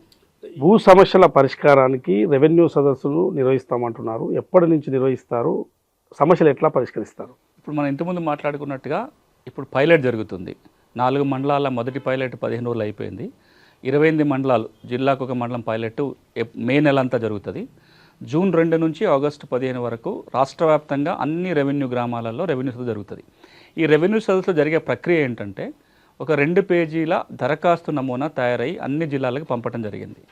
ఆ రెవెన్యూ సదస్సు జరిగినప్పుడు కావాల్సిన అన్ని దరఖాస్తు ఫారములు పెట్టుకొని రెవెన్యూ టీం గ్రామంలో కూర్చుంటుంది. అది 1 రోజు కావచ్చు, 4 రోజులు కావచ్చు, ఎన్ని రోజులు అవసరం ఉంటే అన్ని రోజులు. ఎవరికి సమస్య ఉన్నా వాళ్ళు వెళ్ళి ఆ అప్లికేషన్ ఫామ్ నింపితే ఆ అప్లికేషన్ ఫామ్స్ అన్నీ కూడా రెవెన్యూ అధికారులు పెట్టుకుంటారు. ప్రతి దరఖాస్తు మీద ప్రాసెస్ జరుగుతుంది. దాన్ని అధ్యయనం చేయటము, నోటీసులు ఇవ్వాల్సి వస్తే నోటీసులు ఇవ్వటము, విచారణ చేయటం చేసి ఆగస్టు 15 నాటికి అన్ని రెవెన్యూ గ్రామాలలో సమస్యలు పరిష్కారం చేసి వాళ్ళ చేతిలో ఉత్తర్వుల కాపీ పెట్టాలనేది ప్రభుత్వ నిర్ణయం. ఆ ఉత్తర్వుల ఆధారంగా భూభారతిలో మార్పు కూడా వస్తుంది. ఇది ప్రక్రియ.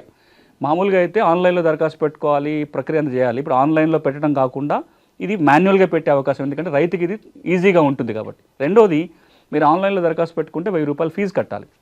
రెవెన్యూ సదస్సులలో రూపాయి ఫీజు కట్టాల్సిన దరఖాస్తు అక్కడే ఉంటుంది, మీరు నింపొచ్చు, రెవెన్యూ అధికారి సాయం చేస్తాడు, ఊళ్ళో ఎవరో తెలిసిన వాళ్ళతో కూడా నింపించుకోవచ్చు, ఫీజు కట్టాల్సిన పని లేదు, అధికారి ఊళ్ళో ఉంటాడు, దరఖాస్తు ఆయనే తీసుకుంటాడు, ఎంక్వైరీ అక్కడే జరుగుతుంది, పరిష్కారం కూడా ఊళ్ళోనే చేసే ప్రయత్నం. ఇది చాలా కాలం తర్వాత నాకు తెలిసి రెవెన్యూ సదస్సులు తెలంగాణలో ఉమ్మడి ఆంధ్రాలో 2012-13లో ఒకసారి జరిగింది.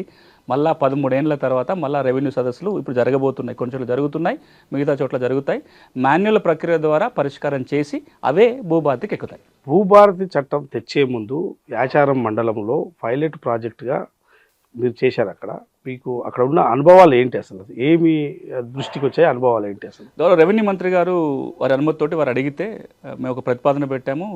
మనము ఆ ధరణి సమస్యల అధ్యయనం కోసం అదేవిధంగా కొత్త చట్టానికి ఇది ఉపయోగపడుతున్న ప్రక్రియ అని గౌరవ ముఖ్యమంత్రి గారి ఆదేశాలతోటి లీవ్ సంస్థ తరపున, లీవ్ సంస్థకు అధ్యక్షుడు ఉన్నా, దేశంలోనే మొట్టమొదటిసారి చట్టాన్ని రైతుకు చుట్టం చేయడం కోసం ఒక సంస్థ స్టార్ట్ చేస్తాం. దీన్ని legal empowerment and assistance for farmer society అంటాం. ఈ సంస్థ ద్వారా యాచారం మండలంలో ఉన్న 10 గ్రామాలలో ప్రతి గ్రామంలో భూ న్యాయ శిబిరం పెట్టాం. అంటే మేము మా టీం వెళ్ళి గ్రామాల్లో కూర్చుంటాం. అప్లికేషన్ ఫామ్, మనం మాట్లాడుకున్న అప్లికేషన్ ఫామ్ అక్కడ డిజైన్ అయింది. ఎవరికి సమస్య ఉన్నా వాళ్ళ వివరాలు రాసుకున్నాం. ఇది ఒక నెల రోజుల ప్రక్రియ జరిగింది. అది ప్రతి గ్రామంలో 2 రోజులు 3 రోజులు కూర్చొని దరఖాస్తులు తీసుకున్నాం. తర్వాత మండల కేంద్రంలో ఒక ఎక్స్పర్ట్ టీంని పెట్టి ఈ ప్రతి దరఖాస్తుని అధ్యయనం చేయించినాం. రికార్డులో ఏముంది, అవసరం మీద కాగితాలు కావాల్సి వస్తే మళ్ళీ ఆ వ్యక్తికి ఫోన్ చేసి కాగితాలు తెప్పించుకోవటం, ప్రతి అప్లికేషన్ అధ్యయనం చేసి ఒక రిపోర్ట్ తయారు చేసి ఈ రిపోర్ట్ని మేము రెవెన్యూ అధికారులకు ఇచ్చినాం. అట్లా 10 గ్రామాలలో 2124 దరఖాస్తులు వచ్చినాయి. మీరు ఆశ్చర్యపోతారు, మా దగ్గరికేమో ఆ 10 గ్రామాల్లో 2000 పైన దరఖాస్తులు వస్తాయి. ఆ రోజున ధరణిలో ఎన్ని పెండింగ్ ఉన్నాయో చూస్తే 500 దరఖాస్తులే. అంటే మిగతా 1500 ధరణిలోకి దరఖాస్తులే పెట్టుకొని ఉన్నాయి. సో ఒక అంచనా ఏంటంటే ప్రతి గ్రామంలో 200 నుంచి 250 వరకు దరఖాస్తులు వచ్చే అవకాశము.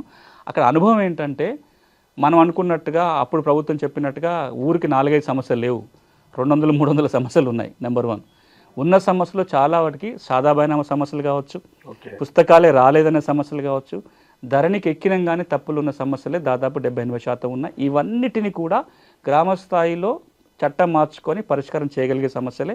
వీటన్నిటికీ ఈ రోజున భూభారతి చట్టంలో పరిష్కారం ఉంది. సో ఈ అనుభవం ఇంకొక అంశం ఏం చెప్తుందంటే, గ్రామ స్థాయిలో దరఖాస్తులు తీసుకున్నప్పుడు ఇది అవుతుంది కదా, ఇది కాదు కదా, ఇది కోర్టుకు పోవాలి కదా, ఇది మేము చేయలేం కదా అనే డిస్క్రిప్షన్ అక్కడ వాడొద్దు. ఎవరు ఏ సమస్యతో వచ్చినా ముందు దరఖాస్తు అయితే తీసుకోవాలి. తీసుకుంటే మనకు ఒక అవగాహన వస్తుంది. అందులో మనం ఎన్ని చేయగలిగితే చట్టబద్ధంగా అవి చేయాలి. ఏవైతే చేయలేని ఉంటాయో, ఏవైతే కోర్టుకు పోవాలో వాళ్ళకు కూడా రెవెన్యూ అధికారులు ఒక మెమోనో ఎండార్స్మెంట్ ఇవ్వాలి. పలానా సమస్య ఈ రెవెన్యూ చట్టాల ప్రకారం పరిష్కారం కుదరదు, మీరు కోర్టుకు వెళ్ళండానో పలానా చోటుకు వెళ్ళండి అనే ఎండార్స్మెంట్ కనుక ఇచ్చినట్లయితే రైతులకి కష్టాలన్నీ తీరే అవకాశం ఉంటుంది. ఇప్పుడు మేము చేసిన 10 గ్రామాల ఎక్స్పీరియన్స్ కావచ్చు, మీకు జ్ఞాపకం ఉండి ఉంటుంది. ఎన్నికల కంటే ముందు మేము ఒక 20 గ్రామాలలో రాష్ట్ర వ్యాప్తంగా భూన్యాయ శిబిరాలు పెట్టినాం. అక్కడ అనుభవం అయినా ఇక్కడ అనుభవం ఏం చెప్తుందంటే, ప్రతి ఊళ్ళో 200 కుటుంబాలకు సమస్య ఉంది. ఇప్పుడు భూభారతి చట్టం వాళ్ళ సమస్య పరిష్కారానికి ఒక ఆధారం చెప్తుంది. ఓకే, ఈ భూభారతి చట్టము అన్ని సమస్యలకు పరిష్కారం చూపుతుందా, ఇంకా ఏమైనా చర్యలు తీసుకోవాలా?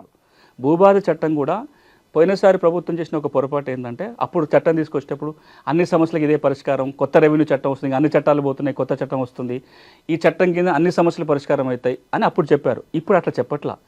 భూభారతి చట్టం దేని గురించి వస్తుంది? రెవెన్యూ రికార్డులో ఉన్న పొరపాట్లను సవరించడానికి, భూమి ఉన్న వాళ్ళకి పాస్బుక్ ఇవ్వడానికి, పాస్బుక్ ఉంటే తప్పులు ఉన్న వాళ్ళకి సరిదిద్దడానికి ఉద్దేశించిన చట్టం మాత్రమే.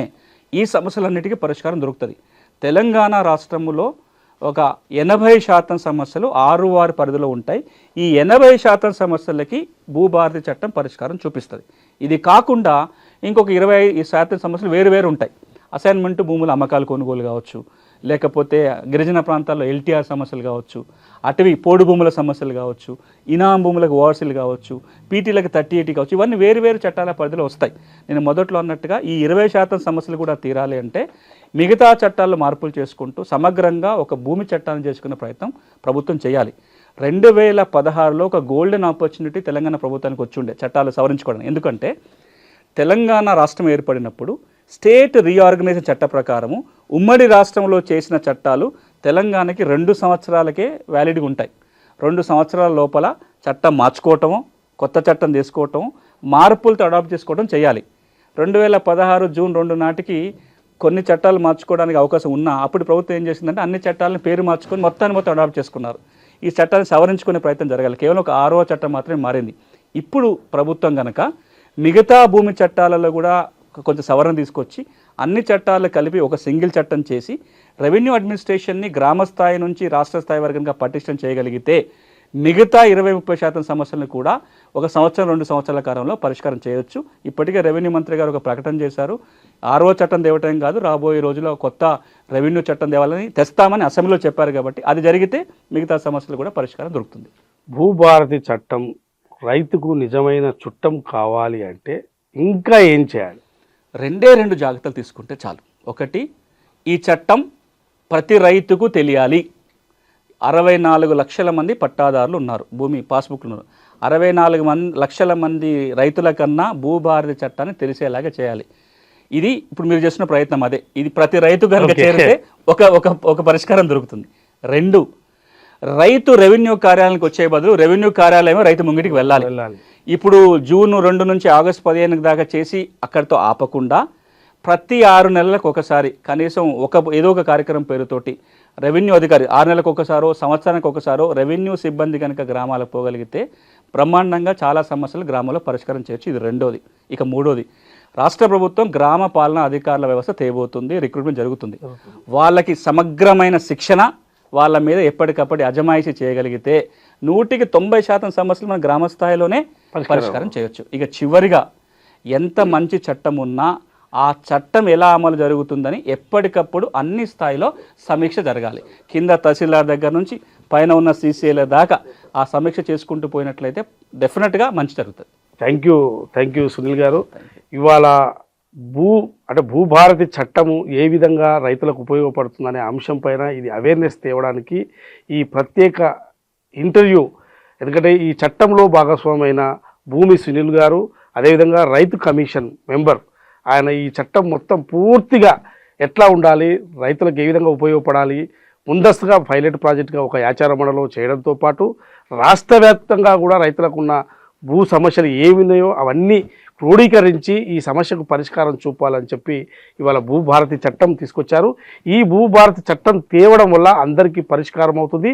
సో అందుకోసమే ఇది రైతులందరికీ కూడా ఈ చట్టం మీద అవగాహన కలిగించేందుకు ప్రయత్నం చేశాం. సో ఇదందరి మొత్తం భూభారతి చట్టం గురించి రైతులందరూ తెలుసుకోవాల్సిన అవసరం ఉంది. తెలుసుకొని వారి సమస్యకు పరిష్కారం భూభారతి చట్టం ద్వారా రాబోతుందని చెప్పి ఇవాళ భూమి సునీల్ గారు చెప్తున్నారు. Thank you.